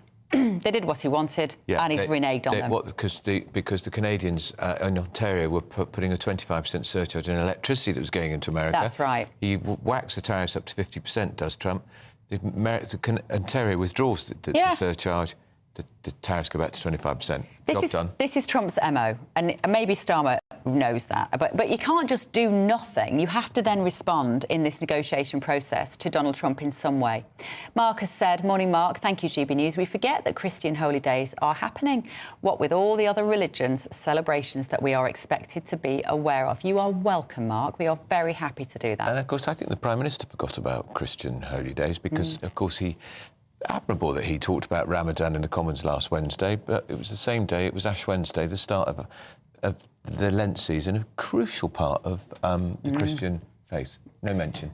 But then he is an atheist. Let's not forget our Prime Minister is an atheist. Yeah. Now, farmers have had yet another curveball thrown their way by the government. Post-Brexit subsidies paid to boost food production have been paused without warning. Let's talk to our favourite farmer, that's Kelly Seaton, who joins us now. Kelly, your farm is up there in Cheshire. Explain to us what these subsidies are and how it's going to impact on farms like yours. So the subsidies were put in place to be public money for public good, following the loss of basic payment scheme, which was from Europe. The scheme itself is supposed to be part of encouraging nature and farming with the environment. Many farmers have not got that claim in place. We thankfully have. For us, that's worth about £15,000 a year, which is the difference between profit and loss, or half a salary for a member of staff. But this has just caused absolute rage throughout the industry. We are incandescent with rage, betrayal, disappointment. The Labour Party said that they were going to support farmers with SFI, and they have quite literally pulled the rug from underneath our feet once again with this. It took 10 years to get the SFI scheme in place. It wasn't perfect, but it was the best that we had. And again, they have pulled that from underneath our feet. So cropping plans. Sorry, Kelly, I just want so that our audience understand, this is the Sustainable Farming Incentive. Correct me if I'm wrong, because I might be wrong about this, but is this where you're encouraged to grow wild flowers rather than produce, and therefore they say, if you won't rear-cut cows, but you'll grow some daffodils, we'll give you 15 grand a year. And now they've said, what, we'll take the money off you. So are you still expected to carry on growing your wild flowers? So our scheme is in place, so we won't lose that money, but many farmers, even if you have partially completed the claim, so it's ready to go, ready to be processed, they will not get that claim processed any longer. Cropping plans are currently taking place, so we currently have a field beside me, which is in a GS4 scheme, which is a herbal ley. We quite like the actual herbal ley itself, so we would carry on doing that, but many farmers won't because it doesn't necessarily work for them, but they still manage to make some money out of it because of the Sustainable Farming Incentive Scheme. But those that are planning to plant wild birdseed mixes, wildflower mixes, that haven't got their claim in, that will not happen. Therefore, this will have an immediate impact on wildlife and nature because those plans won't take place any longer. And Kelly, barely half an hour's notice. Why is the government withdrawing this cash? What's the problem? Are you being caught up in the great big public spending squeeze? It sounds that way. Previously, when they have stopped the SFI claims going through, they've given 10 days notice so that those that are already in the process can go through. But on this occasion, they have given no notice whatsoever. They're saying that 50,000 farmers have signed up to it and they've been oversubscribed. But at this point in time, there are no grants open to farmers. We can't even claim capital grants as well, which also help us with productivity. So there is nothing open for farmers to claim at this point in time. Labour have a reputation, really, of not being very much in touch with the rural community. But I don't think anybody pictured that it would be this bad for farmers 6 months into this administration. No, this has come on the top of the change in compulsory purchase orders as well, which was announced a couple of days ago. So now saying that if the council want to buy your farm, they no longer have to give a hope value. It's on council valuation. So this is 3 huge blows to us. And I've just seen a video from Claire Wise on Twitter who said, we've got through 100% of our darkest days. We'll get through this. But us, like many farmers, are asking ourselves, at what point do we say enough's enough? Can we carry on, and should we carry on? It's a real blow to the industry. Well, we can hear how emotional you are. It is a massive blow to the industry. You work so hard. You're some of the hardest working people in this country. We just seem to be punishing you all the time. So, Daniel Zeichner, the Minister for Food, Security and Rural Affairs, has said... The government was proud to have set the biggest budget for sustainable food produce in history, and he also said the highest level ever in sustainable farming incentives actually means we've spent the money in the budget at the moment. So it basically said they've spent all the money. Is that it? And they've been in power for not even a year. And normally money would last for a financial year. Sorry, we've run out of money. We've heard that before from Labour governments. I think I can come up with a whole... What was it Mrs Thatcher was said about socialism? Socialism always runs out of your money. Other people's money.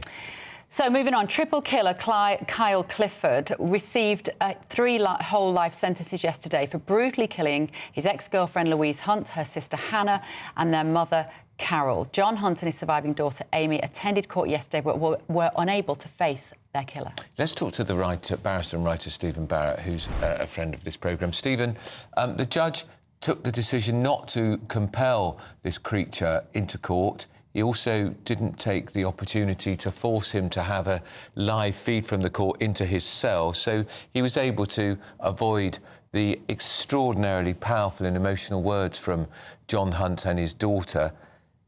The law is changing, but it's taking a long time to change it. Why do you think the judge decided against? What sort of loss of dignity was he worried about in the court? So there's no real need for a change in the law at all. What we've seen is the judiciary really stepping up to the plate, because this happened a couple of years ago and people were rightly outraged. I think some ill-informed commentators suggested that a judge can't force somebody into court. But as you saw with Axel Rudiker-Barner and the brilliant Mr. Justice Goose, they can. What this judge, this judge will be in the style of Mr. Justice Goose. So he will be a tough cookie. He or she will be, they're senior judges, they know what they're doing, and they could have compelled him. I suspect the decision would have been made that there would have been too much disruption if he was forced in. And that then I think is a question for us, because we can use reasonable force on these people. And if we want them to face justice, we could gag them. Now, that's a political choice for the country. Do we want to do that? Do we consider that civilised or uncivilised? Is that a route we're willing to go down? If they're going to just, we can make them come into the box, but if they're just going to scream and shout, as Axel Rudiker-Barner did, Mr. Justice Goose was then quite right to just get rid of him, because it's just upsetting the families. But these are really a question for us. How tolerant of criminals are we? How much do we want to prioritise their needs over the needs of the victim? Well, Stephen, I think the question's answered in itself. This is a man who brutally murdered 3 defenceless innocent women. He also raped his ex-girlfriend in the process. What rights has he got? None. Gag him. Simple as that. Well, I would take that line, but just so your listeners and viewers know, it's a political choice for them. It's not for a lawyer, really, to tell you what we should and shouldn't be doing. Now, of course, there might be human rights implications, but again, we can always derogate, or we can deal with the ECHR in another way.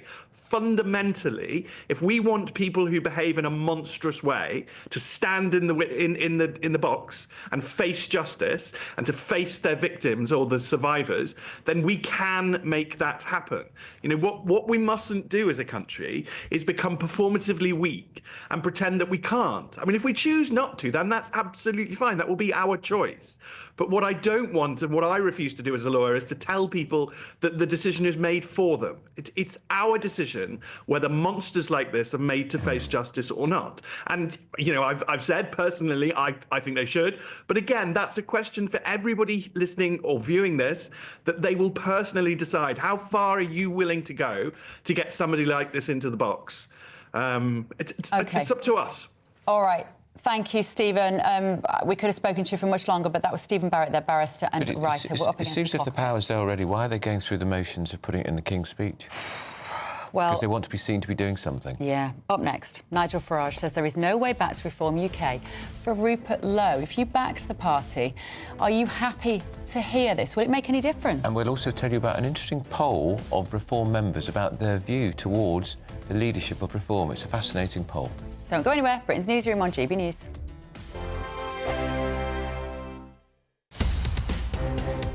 GB Newsroom, we bring you the news as it happens. With our team of dedicated journalists across the UK. We're ready to keep you up to date with what's happening every half an hour, every single day. Bulletins here on GB News, the People's Channel, Britain's news channel. I'm Michael Portillo. This is GB News, Britain's news channel. Good afternoon, Britain. Weekdays from midday. SpaceX latest Starship exploded over the Caribbean Sea. I was wondering where it'd gone. Yeah, debris could be seen falling back to Earth moments after the Starship launched down from Boca Chica, Texas.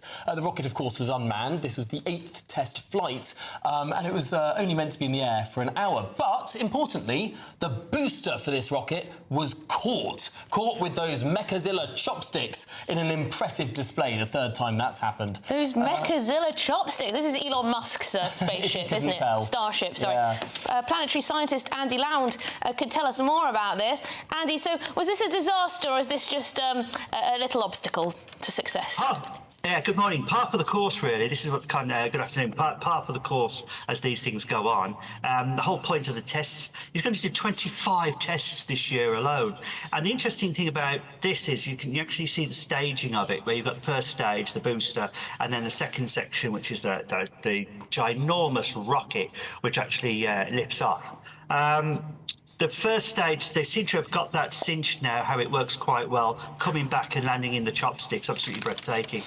The second stage, the Starship, was actually the new version of it, which they're testing out completely. And unfortunately, the first testing, the last test failed, and that was due to, it looks like, some frequency issues, which caused a frequency to go too high, which caused damage to the piping, which led to a fuel leak and a fire, which led to destruction.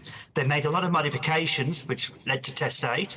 And unfortunately, though, it has failed again. So they need to have a look at exactly what the issues are which are causing these failures. GB News, the People's Channel. We're proud to be GB News, the People's Channel. And as you know, we always love to hear your views. Now, there's a new way of getting in touch with us at gbnews.com/yoursay. By commenting, you can be part of a live conversation and join our GB News community. You can even talk to me, Bev Turner, or any of the members of the GB News family. This is Britain's Newsroom, where your voice matters. It's just astonishing. With expert analysis and honest opinion, we don't just keep you informed. We bring you unique perspectives you won't see anywhere else. Can't argue with any of that. When the news happens, it happens here. On Britain's Newsroom, weekdays from 9:30 a.m. Only on GB News.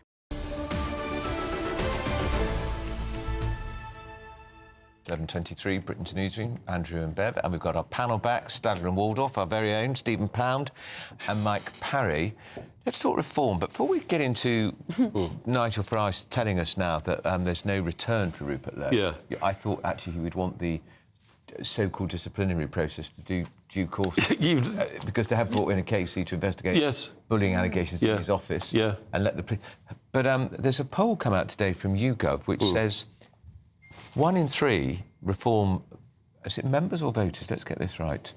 Supporters or whatever. Voters want a new leader.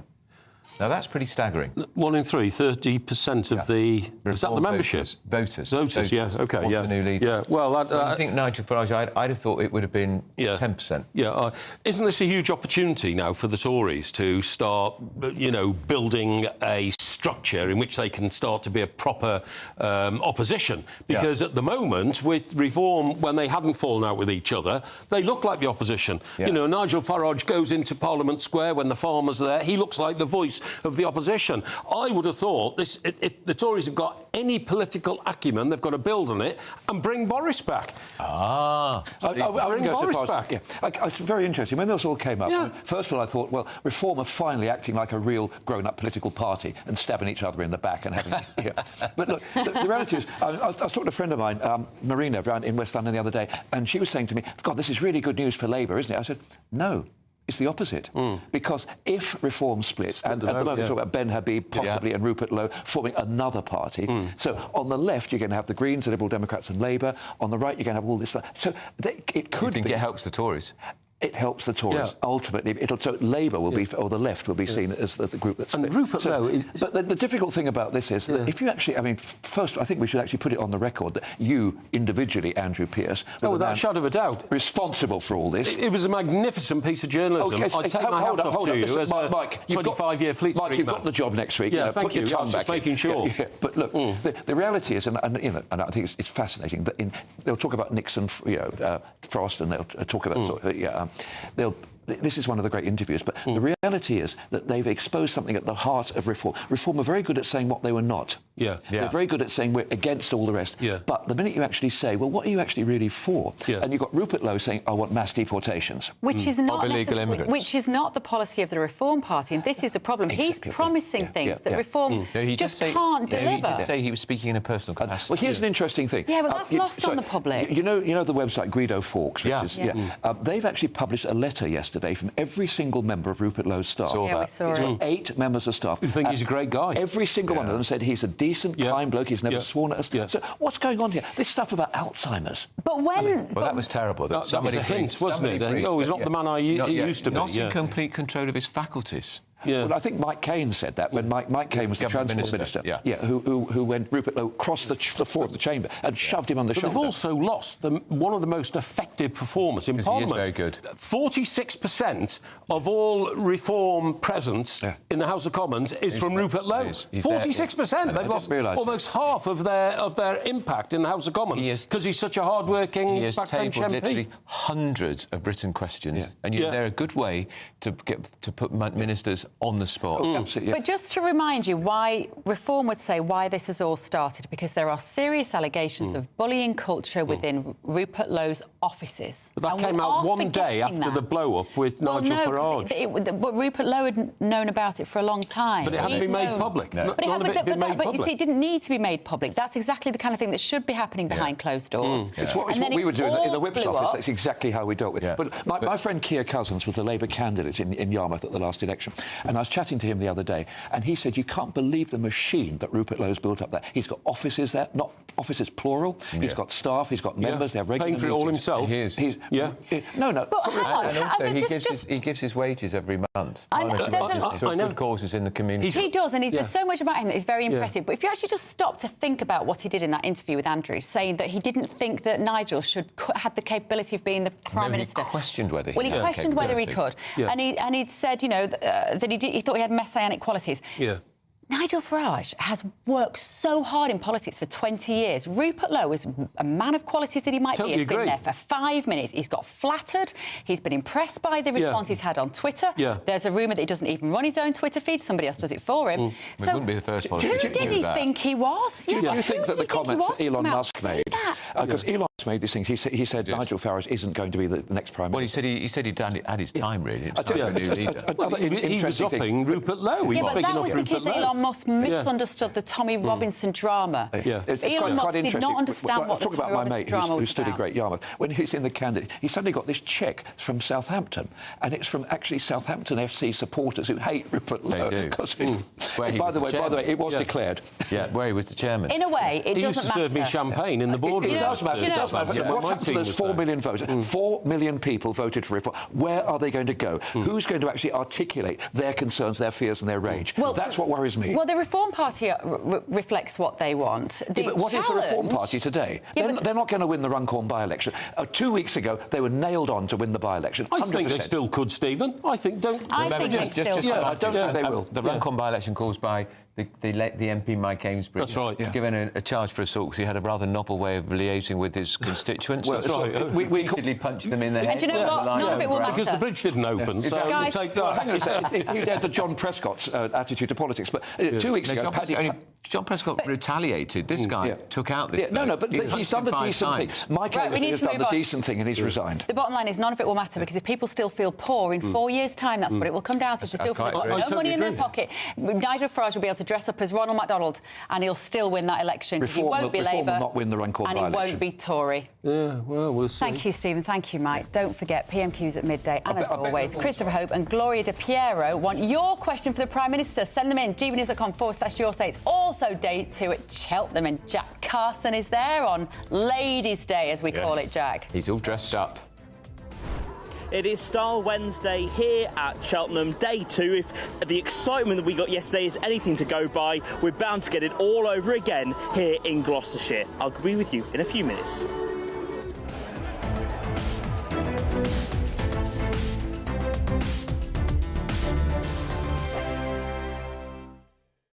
It's Patrick Christie's Tonight, and here we do things differently. It's explaining the absolute madness of this, doesn't it? It's explosive. I mean, this is very good. It's lively. 850. Your government sat there, Sean, and it did nothing. It's controversial. And the Middle East has been in turmoil since before I was born. It's everything you need to kickstart your evening. Everyone's had their Weetabix tonight. I love to see it. That's Patrick Christie's Tonight, weeknights from 9 p.m. Only on GB News, the People's Channel, Britain's news channel. GB News Breakfast, every day from 6 a.m.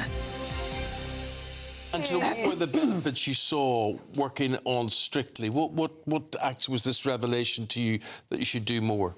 Well, I tell you what it was, mainly. It was because I think I've been dancing since I was 5, one way and another. Yes. And I'm now 80, so 75 years I've been dancing. So I've always known, as have dance teachers all over the country, that dance is actually the best form of exercise you can possibly do, because it's not just good for your body, but it's also great for your mind, for your mental health, for your mind, for your happiness, for your outlook on life. And of course, you have to use your brain to remember what you're doing. So it's great for all sorts of things. And so I've known that, and dance teachers have known that, but it's always been sort of under the radar when people have thought about how do I get fit. They sort of think automatically about going to a gym or doing a park run, treadmill, doing all of that. So when I was doing Strictly, I got wonderful reaction from the public. I mean, I was just overwhelmed with a lot of people saying that I'd inspired them to think about dance. And I thought, how can I put these two things together then? And I was listening to Chris Whitty on radio, he's the Chief Medical Officer for England, saying that because the National Health Service is having such financial difficulties, it would help if we all took more responsibility for our own health by, he said, play football, go to a gym. Why not dance, he said, and I thought, that's what I can do. So because I've been involved with dance for a long time, I got in touch with every one of the dance organisations in the country, the ones who look after ballroom dancing, Latin, ballet, street dance, everything, all of them, and all the ballet companies, all the dance companies, and said, if we can get a national day of dance to get that message across, get dance teachers to open their doors and say, come and see what dance can do for you. GB News, the People's Channel. Good Afternoon Britain isn't just about us. The wonderful thing about this programme is it's about everyone watching. It's an interactive programme. Well, there absolutely is something to see here, and we're going to be talking about it more. Whether it's breaking royal news, Will, please bring us up to date, or indeed a particularly punchy speech in the House of Commons. Very, very curious. We bring it to you live, and then we bring you live reaction as well. That's Good Afternoon Britain, weekdays from midday. Only on GB News, the People's Channel, Britain's news channel.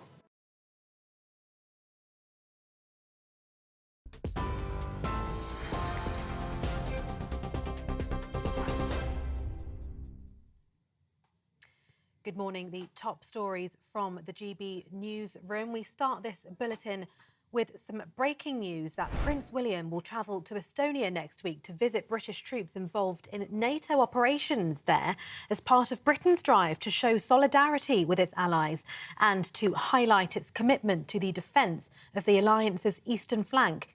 During that 2-day visit, which begins on the 20th of March, the Prince of Wales will also carry out engagements in the capital, Tallinn, to learn more about how the country has responded to the ongoing conflict in Ukraine. All that as Ukraine has agreed to a 30-day ceasefire deal organised by the US during talks with US officials in Saudi Arabia. It came after a successful 8 hours of peace talks between US Secretary of State Marco Rubio and President Zelensky's chief of staff.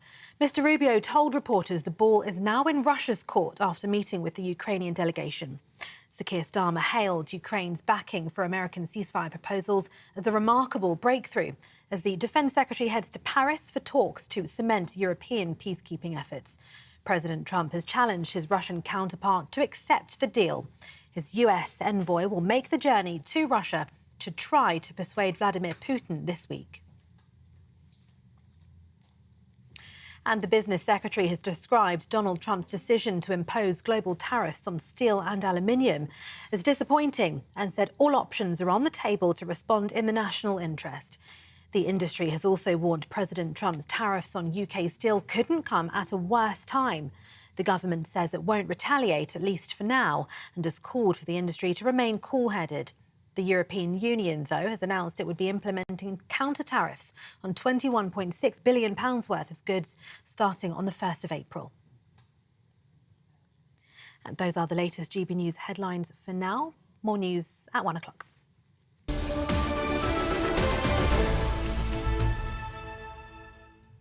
Now, they just said it's time for the giveaway, and I thought they were talking about you, Andrew Pearce. No, we're giving away our producer. Sadly not. Keeps writing all these errors into the scripts. Great British giveaway. Your chance to win 17777 in tax-free cash. That's not all. 2 designer watches and a fabulous Mulberry handbag. Want to look and feel the part this spring? Here's all the details you need. You could have £17,777 in tax-free cash to play with this spring. Cash to spend on anything you like. And if that wasn't enough, we're also going to give you not 1, but 2 sought-after designer watches and the latest Mulberry handbag. How would winning that sound? Oh my God, that's brilliant news.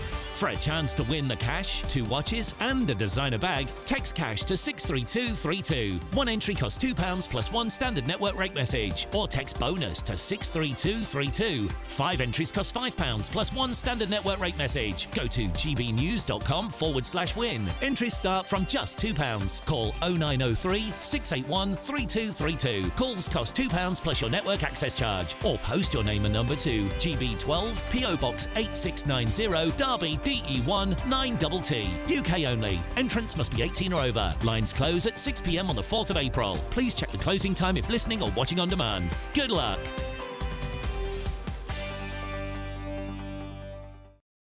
Good luck indeed. Nearly £18,000 in cash as the summer's around the corner. That would be nice, wouldn't it? So, the UK has been hit with 25% tariffs on all steel and aluminium exports to America as Donald Trump's trade war expands globally.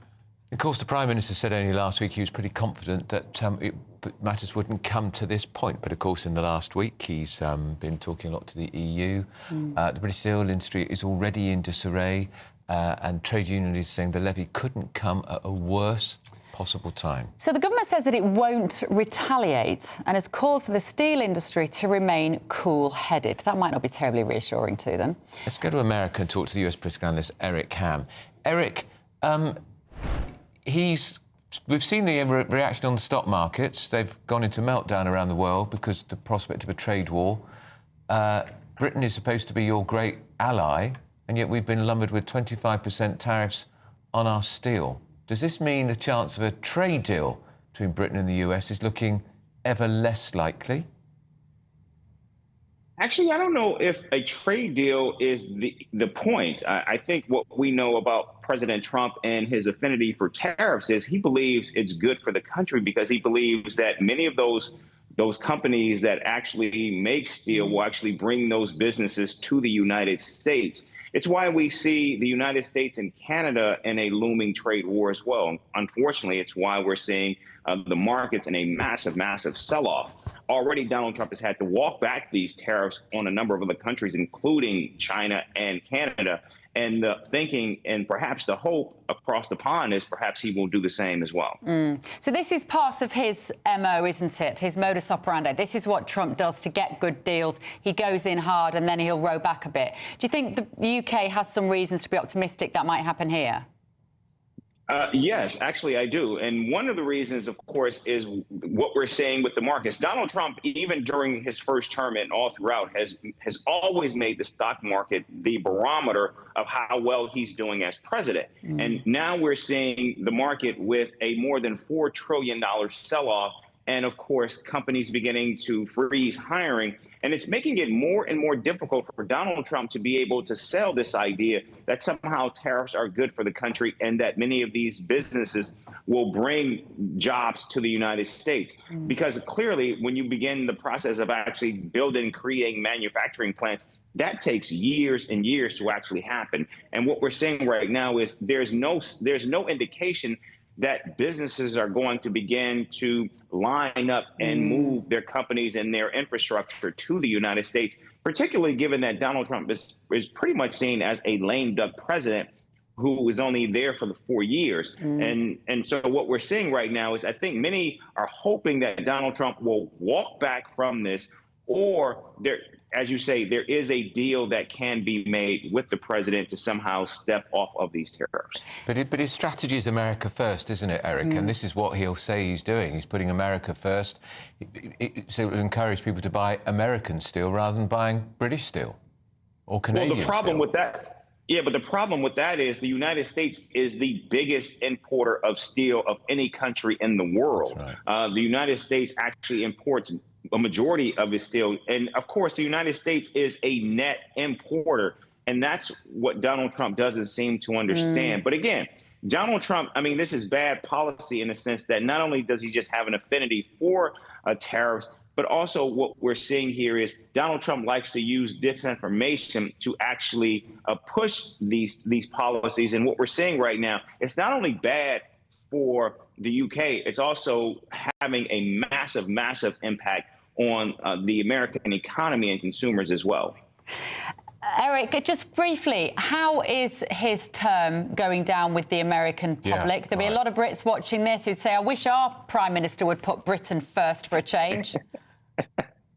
Well, you know, Donald Trump has had some slippage in his approval ratings. But what we are seeing, even amidst all of the chaos, all of the turmoil, what we're seeing is Donald Trump's approval ratings are actually holding much more steadier than they were even during his first term. And this is, of course, even throughout his honeymoon, the first 100 days that he's been in office. So there is some consternation, but for a Donald Trump presidency, is doing much better than expected. OK. Thank you, Eric, US political analyst, and I would just add much better than expected. Well, by Democrats. He learnt so much from the first term. Yeah. He's prepared this time. He's got his own people in place. He didn't have his own people in place last time. I don't think he really expected to win last time. He made some harsh promises to the American public, and he's kept them. Radical in politics, I know. And if this Prime Minister in this country showed a tenth of the positivity, he wouldn't be in such a bad place in the polls. Absolutely. Now up next, the Director General of UK Steel will join us to reflect on what the implications of those tariffs might be for this country. But first of all, if you want some winter sun, here are our top European holiday destinations. You're looking happy. Well, the forecast looks good. So you've sorted the travel insurance then? All Clear Travel Insurance sponsors GB News Travel Destinations Forecast. We have more unsettled weather to come across western parts of the Med through the next few days. There's some heavy, thundery rain pushing into parts of Portugal, including Madeira, also affecting Gibraltar, and heavy rain feeding into northern parts of Italy too. Further east, though, higher pressure here means it's that bit drier, and there'll be a good deal of sunshine too. We also have heat wave conditions building here. Temperatures for some will rise to around 5 to 15 degrees above average. See you later. All Clear Travel Insurance sponsors GB News Travel Destinations Forecast. Hello, welcome to your latest weather update from the Met Office here on GB News. A chilly one out there today. The wind's coming down from the north, bringing a bit of sunshine, but also quite a few showers, which will have some sleet, a bit of snow, and some hail mixed in as well. High pressure is moving in from the north, but the winds are coming down from the North Sea, and these weather fronts are providing quite a few showers, some across southernmost counties, bit of sleet and snow for a time over the hills, and these showers coming into eastern Scotland, northern England, down towards the Midlands. They will have some hail, sleet and a bit of snow mixed in as well. By this afternoon, chiefly, there will be of rain as temperatures pick up to 7 or 8 degrees Celsius, but it feels a lot colder than that because of that brisk wind. Much of Wales, Northern Ireland, Western Scotland, dry and fine, and we'll have some sunny spells here. And further east, the showers will tend to fade overnight, but certainly still some coming in across the Northern Isles, down through Aberdeenshire, snow on the hills here during the evening time. And wherever we've got these showers coming in, as temperatures drop overnight, it could turn quite icy. A fine evening, though, generally across Northern Ireland, and not too many showers across the southwest, but showers will continue over parts of the Midlands and eastern England well into the evening time. So again, here, As temperatures fall, it could turn a little bit icy through the night, and something to be aware of first thing on Thursday morning. The showers will tend to ease for the Midlands, so turning drier here. Any showers across Wales also tending to fade away. Large clear spells across southwest Scotland, Northern Ireland, meaning temperatures will drop well below freezing in rural spots. Close to freezing in most towns and cities, and certainly again feeling chilly with the winds coming in from the North Sea. So these showers making for potentially icy conditions first thing in the morning. Again, mostly of rain, a bit of sleet, some hail, but still a little bit of snow is possible at times, particularly over the hills as the showers feed in during Thursday. Many western areas dry with some sunny intervals, but everywhere feeling chilly. If you want your news to be straight talking, this is a nightmare for the Conservatives again. Down to earth. It's not just Nottingham where this is happening, is it? And most importantly, honest. Hard-working, middle-class taxpayers, they'll get the book thrown at them. They catch me, Martin Daubney, Monday to Friday, 3 till 6 p.m. on GB News, Britain's news channel. In the GB Newsroom, we bring you the news as it happens. With our team of dedicated journalists across the UK. We're ready to keep you up to date with what's happening every half an hour, every single day. Bulletins here on GB News. The People's Channel. Britain's news channel. I'm Christopher Hope. From pop stars to politicians, I'll interview anybody in a pub who's got a political opinion. Join me every Friday on Spotify, Apple Podcasts, YouTube or gbnews.com, or wherever you get your podcasts. This is GB News, the People's Channel.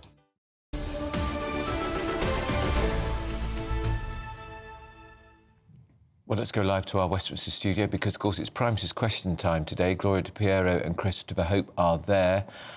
Christopher, Gloria, big day as always.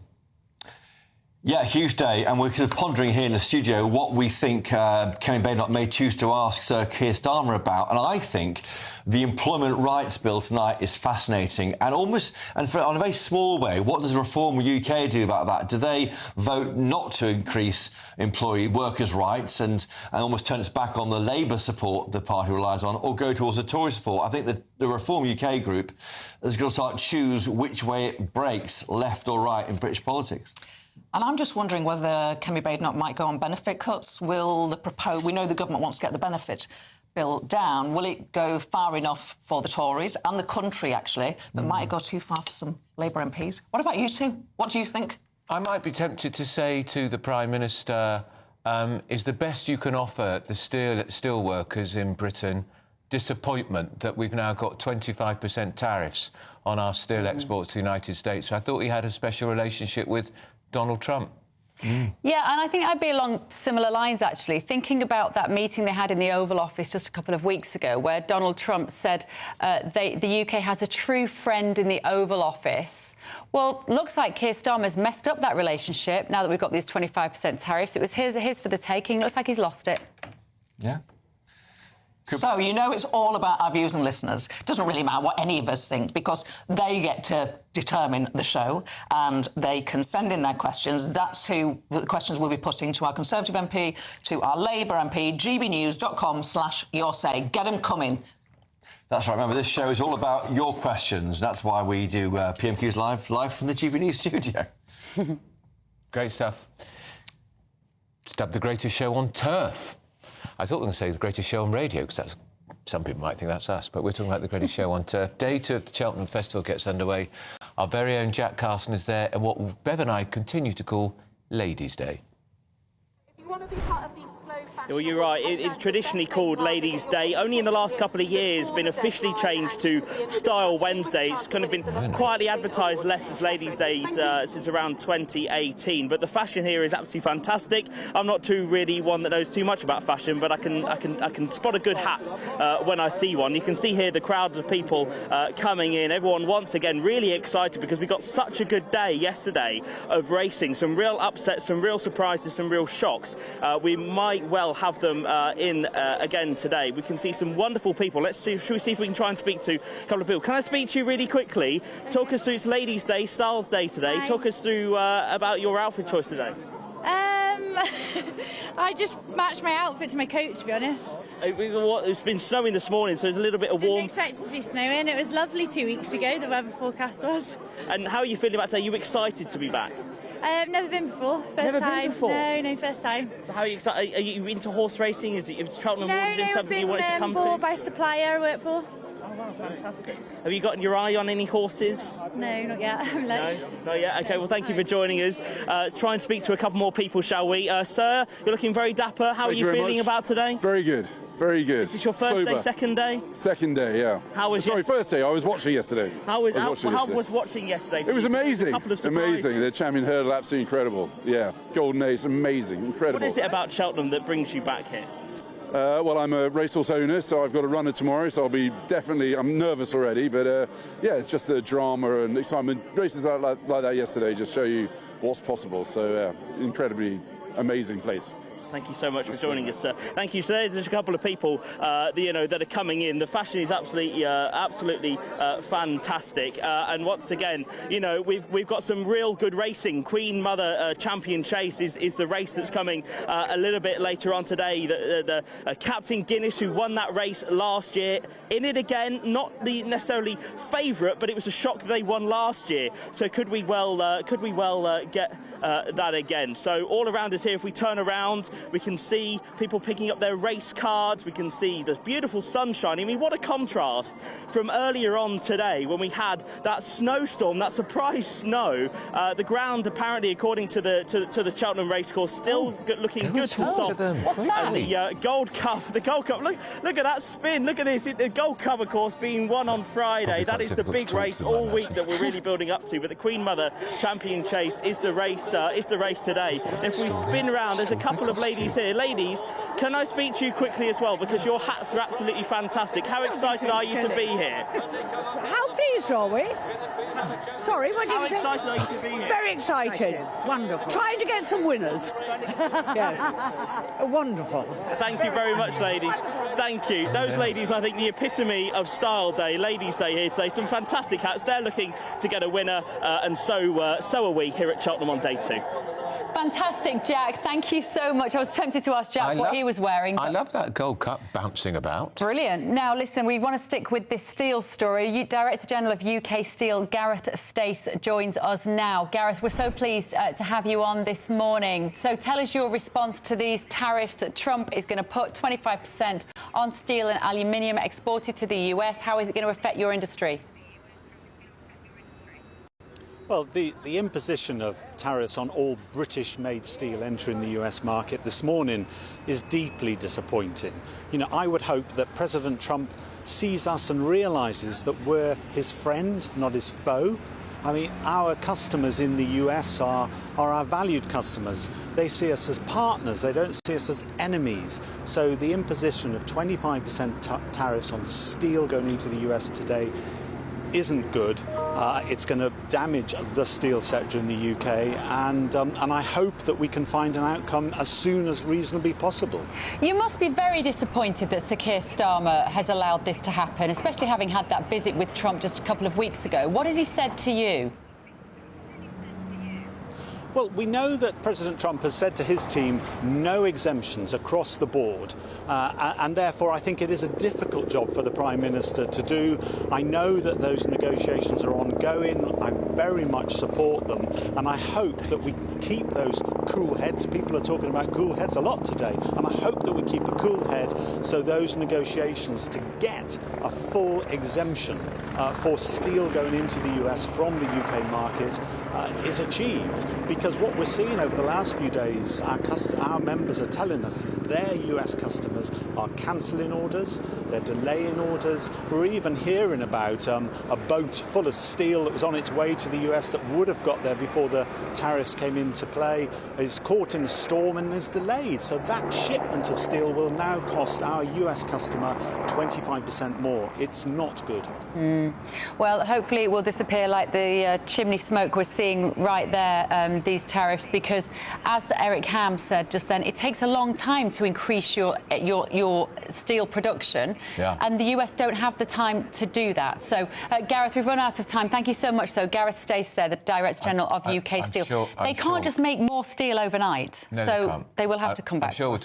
Coming up, don't forget, Kemi Badenoch taking on Sir Keir Starmer at Prime Minister's Questions. You'll be in the capable hands of Chris and Gloria. This is Britain's News on GB News.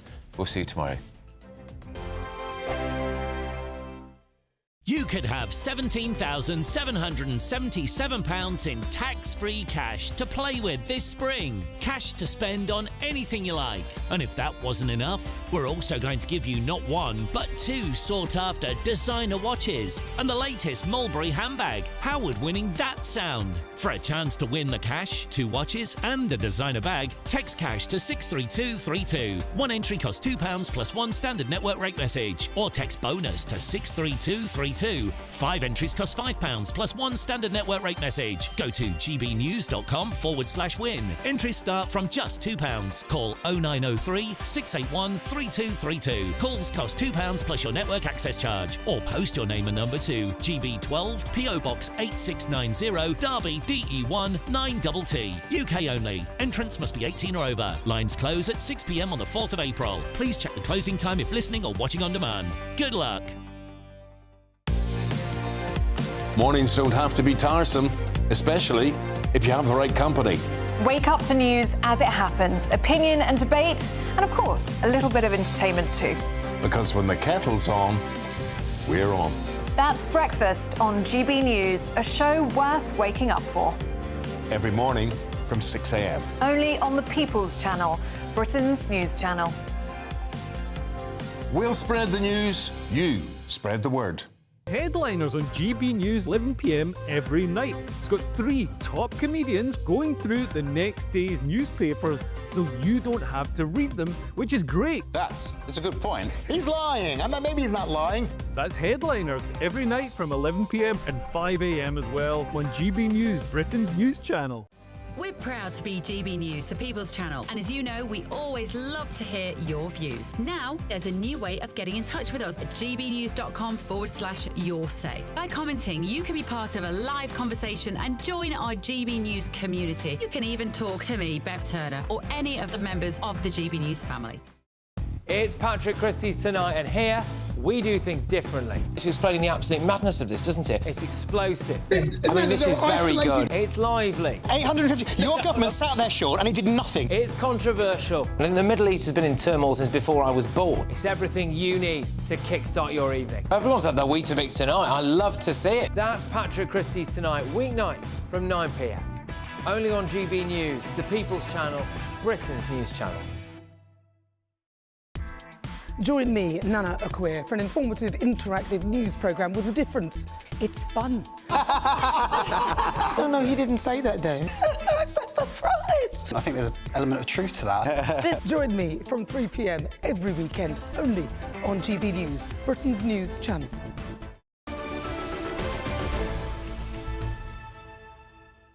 Well, despite saying goodbye before the break, Andrew Pearce is still here. I didn't have my specs on, obviously, because I thought it said 11:59. It's 11:55. We get a bit confused on a Wednesday, though, don't we? Because it's PMQs. It's slightly different. Yes, it is. And we hand over to Chris and Gloria. So Badenoch will have a lot of issues she can go for Labour on, the government on. Steel is obviously a big factor. There's that survey showing that 300,000 companies are going to lay off staff. Yep. And that's even before the national insurance rise comes in. The farmers, again, 2 big stories this week. The potential land grab of farmland. If they want to build houses or hospital, they can just steal the land off them at whatever price they want to pay. Yeah, and the sustainable financial incentive, which they've just ripped away from farmers. Kelly Seaton pretty much in tears on our show this morning.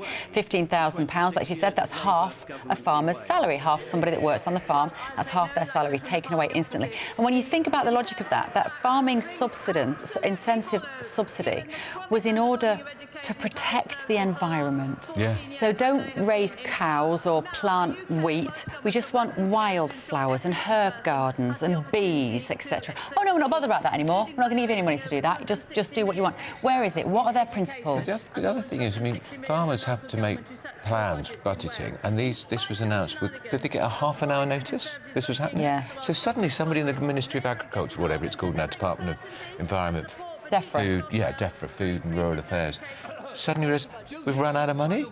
Well, they didn't know. I know. It's outrageous. It is staggering. Oh, If you had your people are being private treated. business like that, you'd go bust. Do you think either of the leader of the Conservatives or the Prime Minister today will use this opportunity to take more pot shots at reform? I'd be astonished if Labour in particular don't have a go. Yeah, me too. Because Reform have had a difficult few days. There's a poll out today too showing that a third of Reform voters want a change of leader. Nigel Farage, I'm quite sure, will be in the chamber. Rupert Lowe will be there, surely, but as an independent. I think he's on his way to Cheltenham. What, to the races? Yeah. Is he checked out already? Yeah. He should be there. Yeah, you should. I mean, yeah, I might be miss. You might be wrong about that. Might be wrong. Wouldn't be the first time. But he does go to Cheltenham. I know he does. Wow. But he also, it's interesting to see where he sits in the chamber because, of course, he normally sits with the independents. That's what I was. But he's moved. Well, he's not sitting with the independents. He's sitting next to a guy called Jim Shannon, but he won't sit with the Reform cabal now, of course.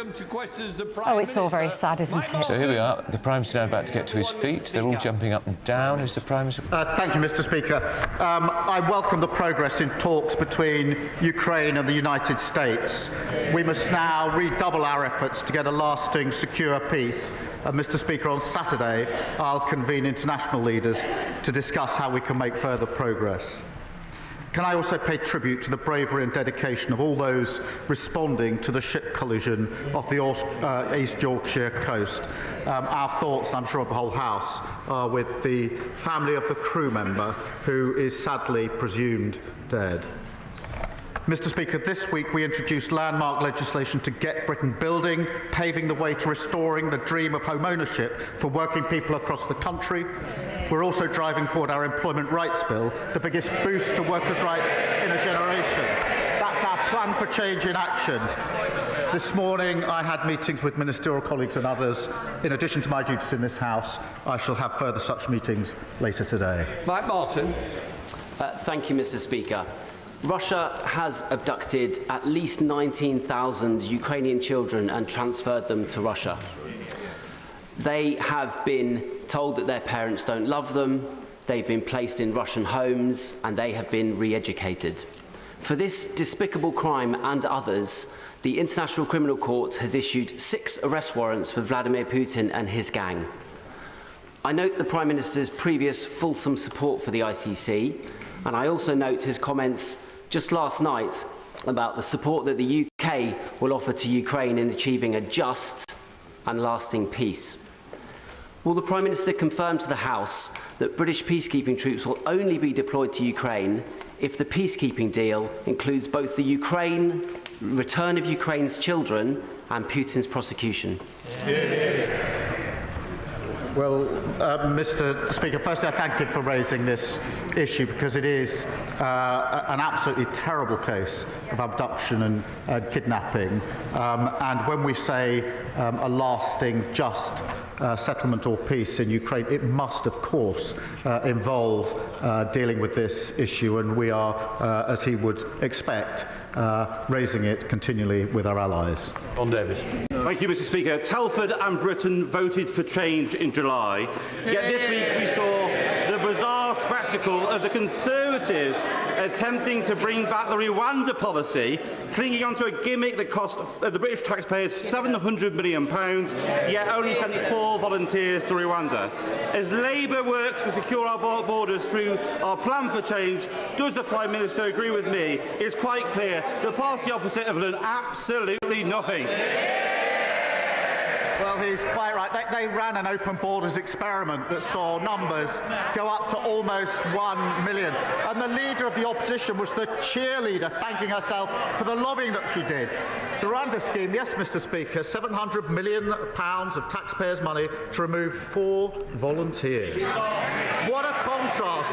We've got the flights off, 19,000 people removed who shouldn't be here. As with the NHS, with prisons, the economy, everything else, we're clearing up the mess that they lost. Even the opposition can be better off. Later today, the Prime Minister is meeting the family of Sir David Amess. Sir David gave this House and our country 40 years of service. I hope the Prime Minister will agree that getting the response to his murder right is vital, not just to his family, but to our democracy. Mr. Speaker, every week, I speak to businesses who are letting go of staff or closing. Has the Prime Minister been given an estimate of how many people will lose their jobs because of his budget? Prime Minister. Mr. Speaker, just on the question of Sir David, he was a deeply loved and respected colleague, and behind me is the plaque, as is the plaque to Joe Cox in front of me. And I know this was deeply felt by the House, but particularly, as I acknowledged at the time, by the party opposite, who lost a colleague and a friend in the most awful of circumstances. Mr. Speaker, I am meeting the Amess family later on today, and will make sure that they get answers to the questions that they ask.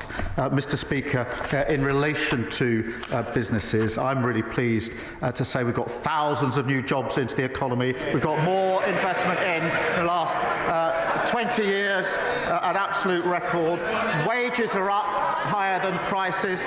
3 interest rate cuts, the best boost for the cost of living for a very long time.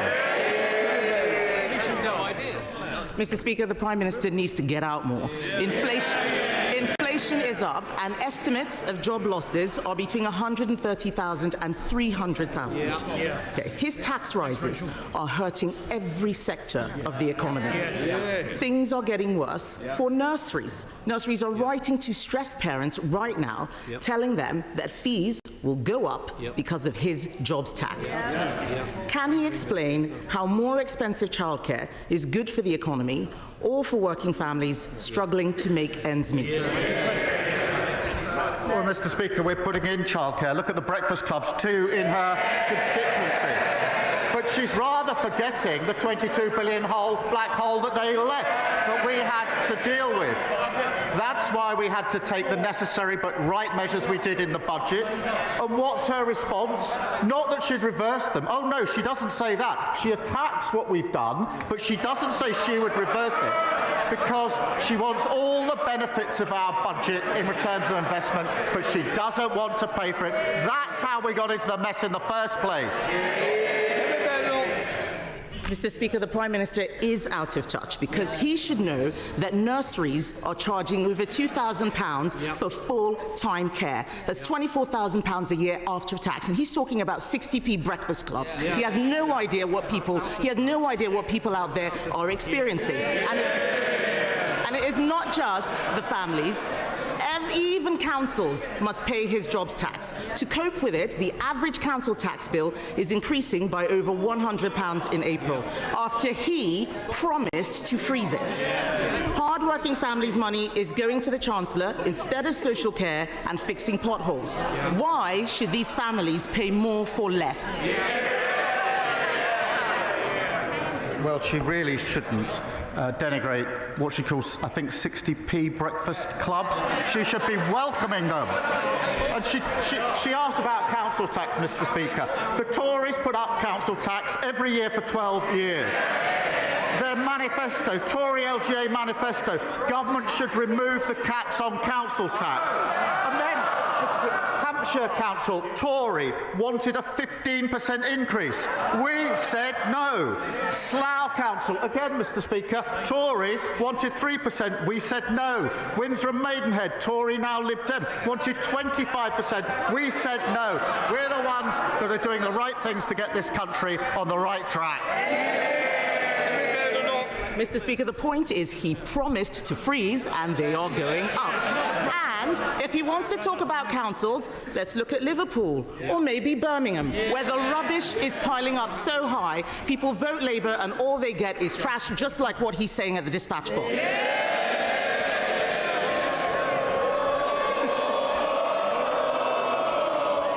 People all over the country are suffering, not just in Birmingham. Millions of elderly people have had their winter fuel payments snatched away.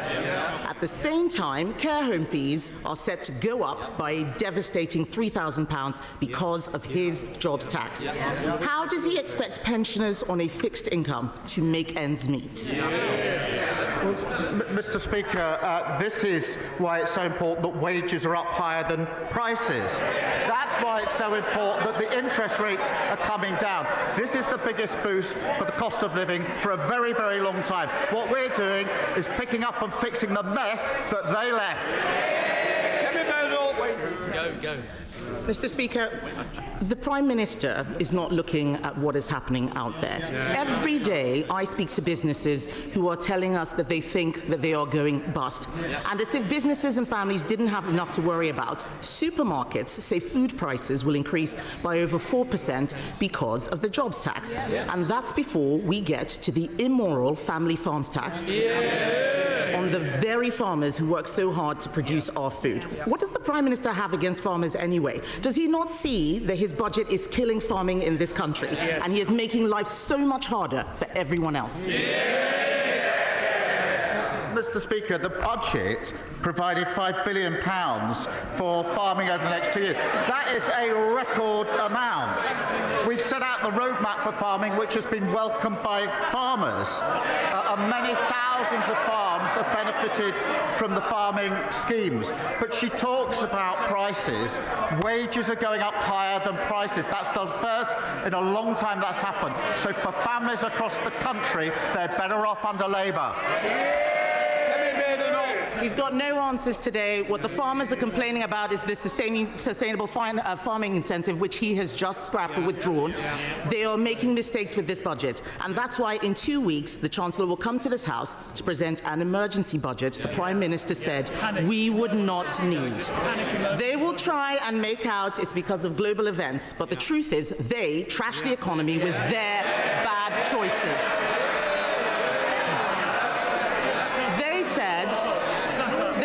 They'd look after pensioners. Then they snatched winter fuel payments. They said that they would be pro-business, but they hiked taxes on jobs. And he, Mr. Speaker, he promised to freeze council tax, but it's going up by £100. This is a high-tax, low-growth, job-killing government. Will he use the emergency budget to fix the mess he's made? Mr. Speaker, inflation under them 11%, £22 billion black hole, a mini budget that made us the laughing stock of the world, and they want to give lectures on the economy to us. No, thank you very much. Thank you, Mr. Speaker. With 1 in 8 young people across the country not in education, employment or training, people in rugby are worried about a wasted generation. Too many people with disabilities and health conditions are not getting the help that they need to get into work. So will the Prime Minister set out how this government will give everyone who is able to work the support they need, provide compassion to those who can't work, and fix the broken welfare system left behind by, you guessed it, the Conservatives? I thank him for raising this issue. Mr. Speaker, I come from a family that dealt with disability through my mother and brother over many years, so I do understand the concerns that have been raised by him. But we inherited a system which is broken, it is indefensible economically and morally, and we must and we will reform it. We will have clear principles, Mr. Speaker. We will protect those who need protecting. We will also support those who can work back to work. But Labour is the party of work. We are also the party of equality and fairness. Leader of the Liberal Democrats, Sir Ed Davey. Thank you, Mr. Speaker. I'd like to begin by giving a shout-out for Young Carers Action Day today, but I promise the House I will not sing. Mr. Speaker, The Prime Minister has rightly spoken about the need to get more people into work, and he repeated that now, so people have more dignity, we can get the economy going, and we can cut the benefits bill after the disgraceful legacy left by the Conservatives. But does the Prime Minister recognise that for many disabled people, the best way to help them into work is to support them properly with more special equipment, with training, with better healthcare and so on? And will he also today calm anxieties that he himself has raised for many of us, that the disability benefits for people who simply cannot work will not be cut? Mr. Speaker, we will, of course, as I've just said, the principles, we will, of course, support those who need support, but also help those who can work into work. They'll be the guiding principles. But what we've inherited is shocking. And they ought to be silent. 1 in 8 young people not in education, work or training. That is a lost generation. That is their inheritance. They've got plenty to say now. They did nothing for 14 years and left this in terrible inheritance. David. Mr. Speaker, turning to international issues, can I congratulate the Prime Minister on helping to secure the restoration of US military and intelligence support for Ukraine? But can I press him on progress to persuade President Trump against damaging metal tariffs already hitting British industry? The Prime Minister knows that we on these benches believe he must be more robust with President Trump, like the Europeans and like the Canadians. So will the Prime Minister fly out to Canada as soon as possible to show their new Prime Minister and the Canadian people that Britain stands with its Commonwealth allies against Trump's threats and against Trump's tariffs? Well, Canada is an ally and a very important ally too, and I've spoken to our allies on many occasions about the situation in Canada. On the question of tariffs, obviously, like everybody else, I'm disappointed to see global tariffs in relation to steel and aluminium. But we will take a pragmatic approach. We are, as he knows, negotiating an economic deal which covers and will include tariffs if we succeed, but we will keep all options on the table. Claire Hannah. Hi, Fadra Conadív agus Seach na Gaeilge Fásta Deis Con Changa agus our culture Kellaroo or Fodandone. Happy St Patrick's Day, everybody, and happy Irish Language Week as well. An opportunity to use Irish language and culture across the world. It's an increasingly turbulent world, Prime Minister, with relationships and norms turned upside down over recent weeks, and that's why I congratulate the Prime Minister and the Taoiseach for re-establishing warm and firm relationships at their summit last week, and it's reassuring for all of us to know that whatever our constitutional future, that bond is lasting and refreshed. Will the Prime Minister join me in wishing a happy St Patrick's Day to all who value our shared bonds, and can I take this opportunity to invite him to Belfast in August 2027, which was announced this week as the host of the Fleadh na HÉireann for the first time. Well, can I join her in wishing everybody celebrating a very happy St Patrick's Day? Mr. Speaker, she's right. We need a strong and settled relationship between the United Kingdom and Ireland, and the need for that has never been greater, which is why I was delighted to host the Taoiseach in Liverpool last week at our first annual UK-Ireland Summit. We've turned the page, started a new era for our relationship with Ireland, and I'd be very happy to go to Belfast in 2027. I want to go much sooner than that. Andrew Stone. Thank you very much, Mr. Speaker. In 20 days' time, new sentencing guidance will come into effect that the Justice Secretary has already conceded will be two-tier in its nature. It will mean that the colour of your skin or the religion you have can give you leniency in the eyes of the law and will plunge public confidence in the judiciary into crisis. But it is avoidable. We Conservatives have tabled a bill that, if backed on Friday, can stop this guidance in its tracks.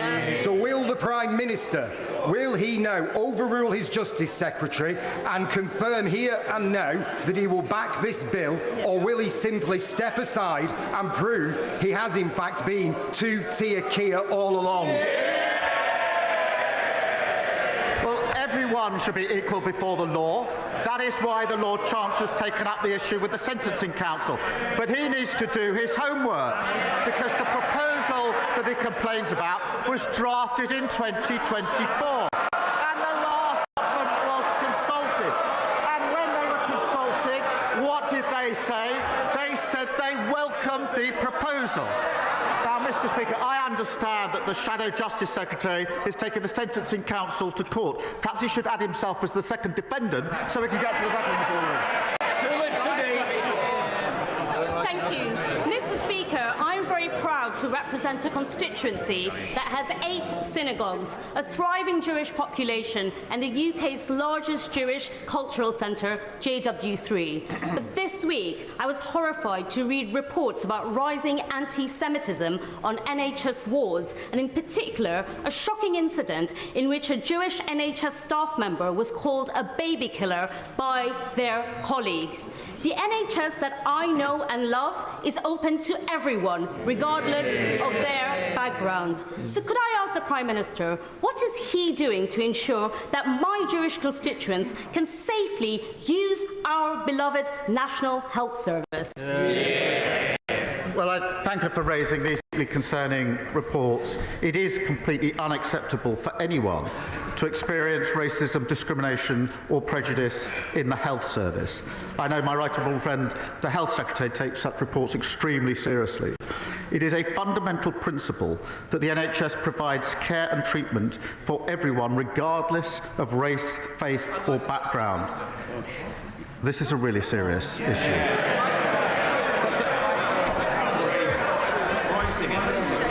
You've let yourself down, you know it. I expect all trusts and healthcare providers to take necessary action against any staff who've expressed views that do not reflect the views and values of the NHS. Dave Dugan, a closed question. Question 9, Mr. Speaker. Mr. Speaker, he asked about UK-US relations. As he knows and the House knows, I'm committed to strengthening those relations. The US is an indispensable ally. We are working together to try to secure a just and lasting peace in Ukraine. And I've spoken to the President on a number of occasions, including this week. Dave Dugan. I agree with the Prime Minister in those sentiments. The ceasefire negotiations this week are a cause for great optimism, and I welcome the efforts that the Prime Minister's National Security Advisor, Jonathan Powell, had done in leading that priority.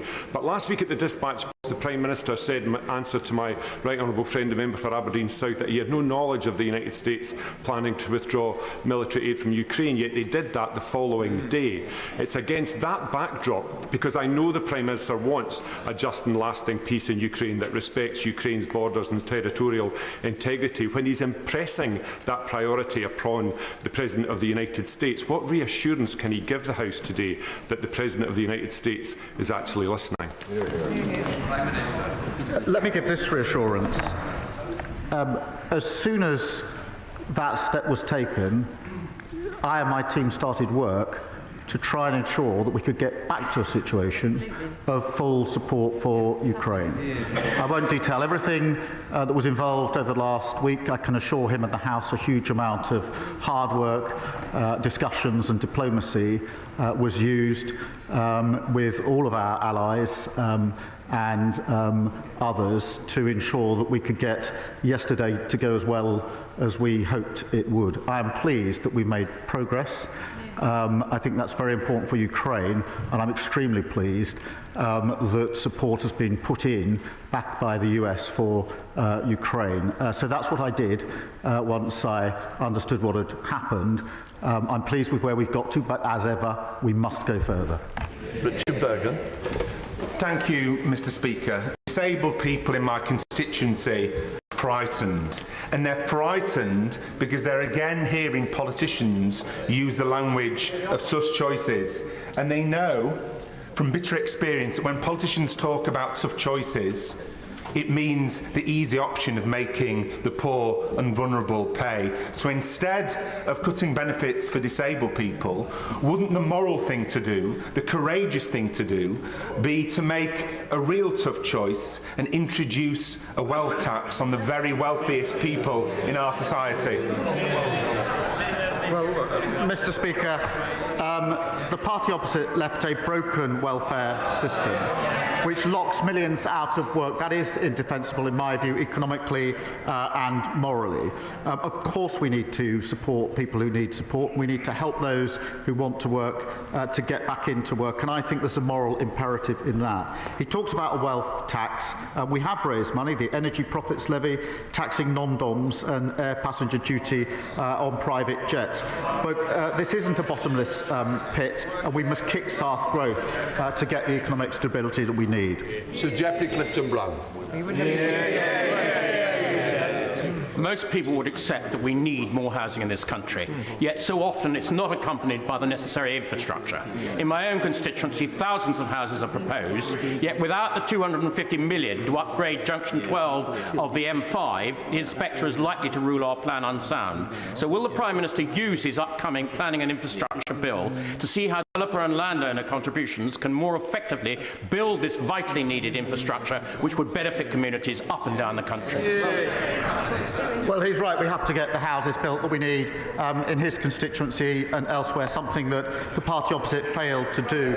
That's why we've introduced the infrastructure bill, which I think he welcomes, and that bill will get Britain building so we can deliver on those 1.5 million new homes through our plan for change. In relation to the particular issue he raises, I know that he and my honourable friend, the member for Stroud, have been working together to try to resolve this issue, as I understand it, and I'm happy to ensure he gets a meeting with the relevant minister if that would help in taking it further. Jean Joseph. Thank you, Mr. Speaker.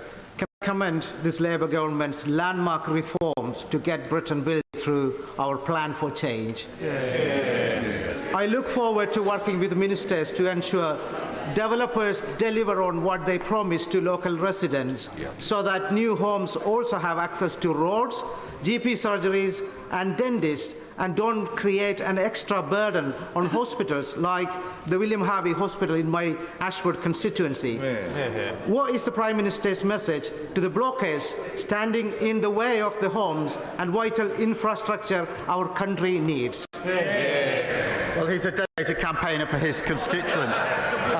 Well, we know who's been standing in the way for the past 14 years. It's the party opposite, and they've learned absolutely nothing.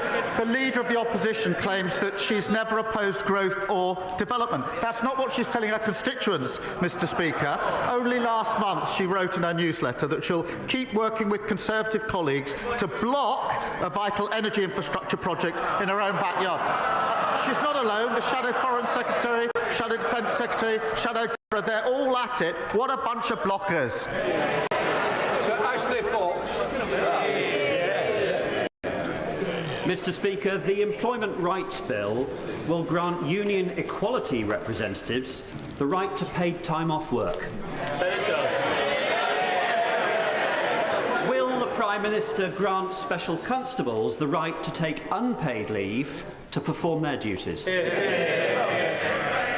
I'm grateful to him for raising the question of special constables who play a very important role in our communities and keeping us safe. The numbers of special constables dropped under the last government. We support the existing employer-supported policing scheme and will support our special constables, but they dropped under the last government.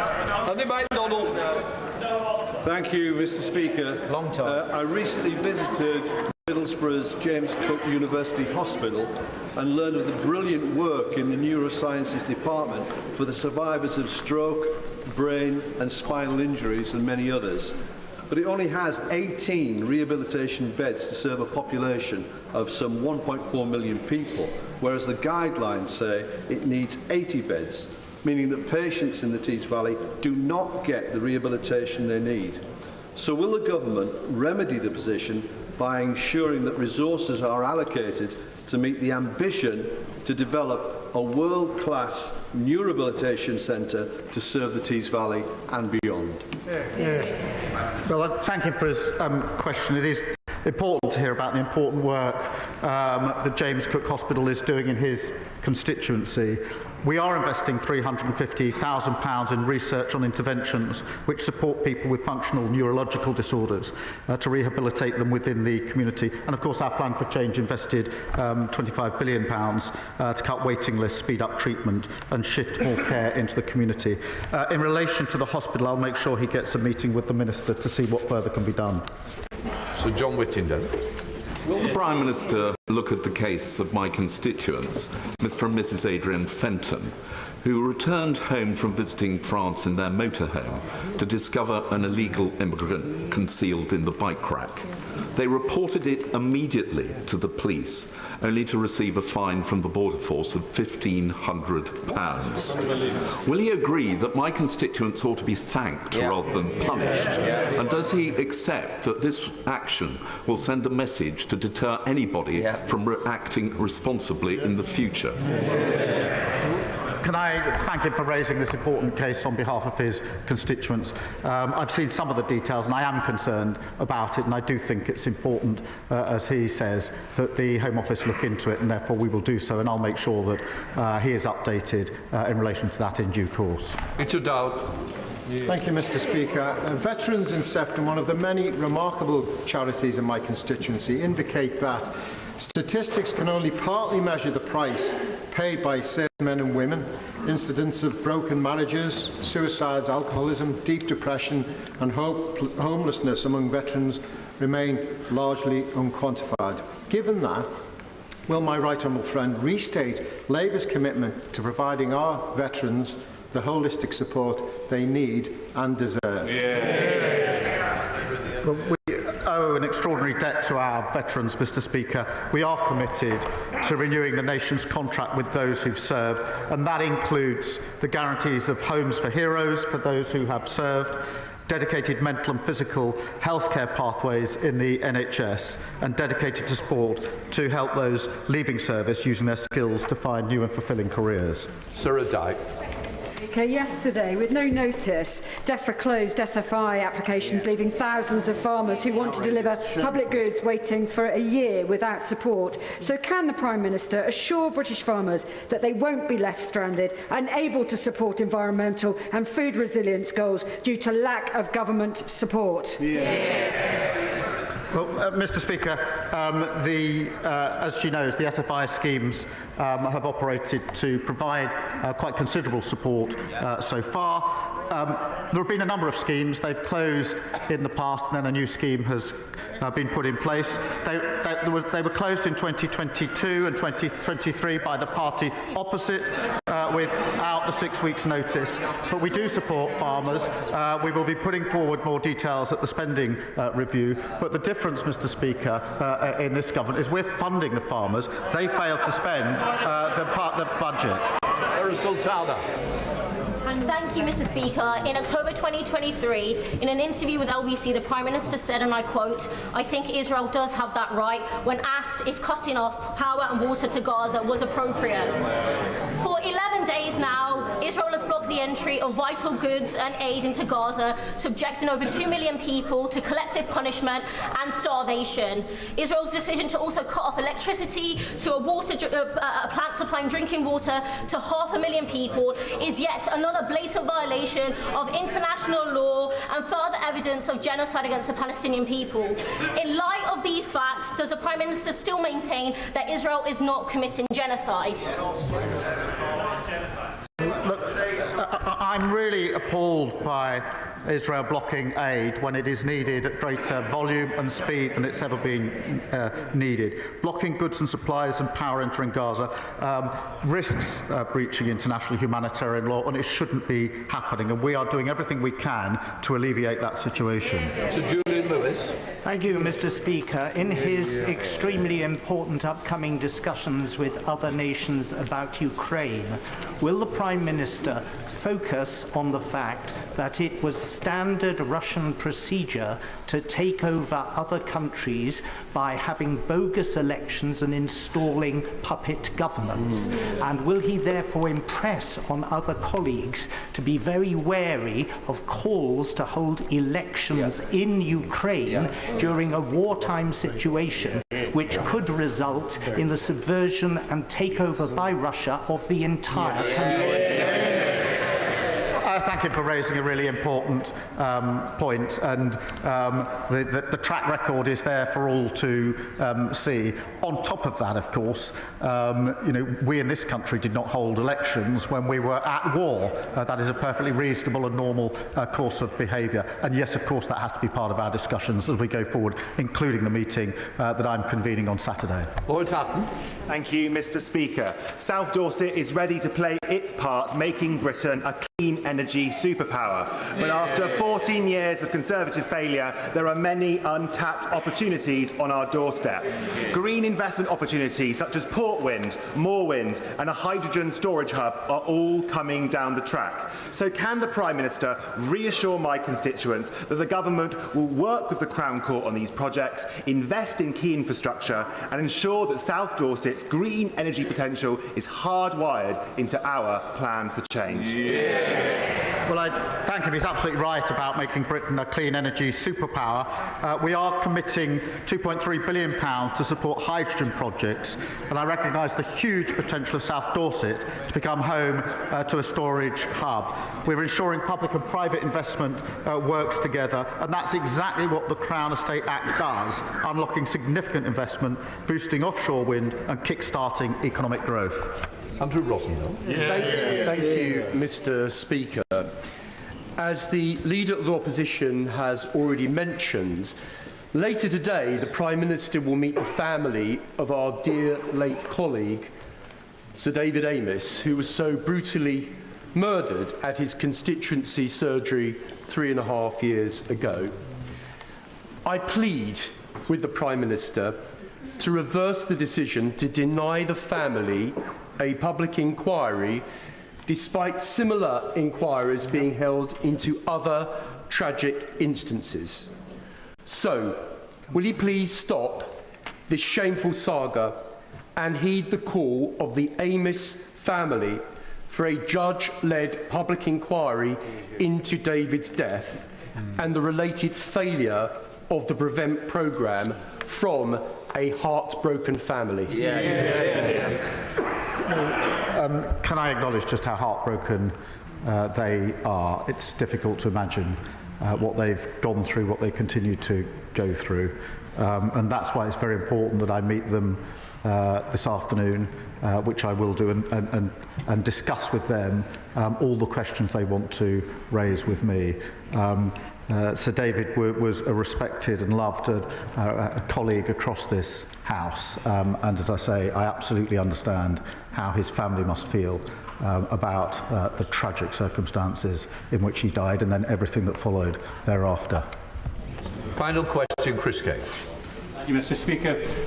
Tomorrow marks 29 years since 16 children and their teacher were murdered at Dunblane Primary School. In recent weeks, my constituents have raised with me the alarming fact that adverts offering handguns for sale are appearing on technology platforms like Google and YouTube. Does the Prime Minister agree with me that technology companies have an obligation to all of us to do everything proactively possible to prevent illegal advertising of this kind and not rely on a reactive, will remove it when it's reported approach, which is simply not good enough? The thoughts, I'm sure, of the whole House are with the victims of the Dunblane massacres 29 years after the tragic event.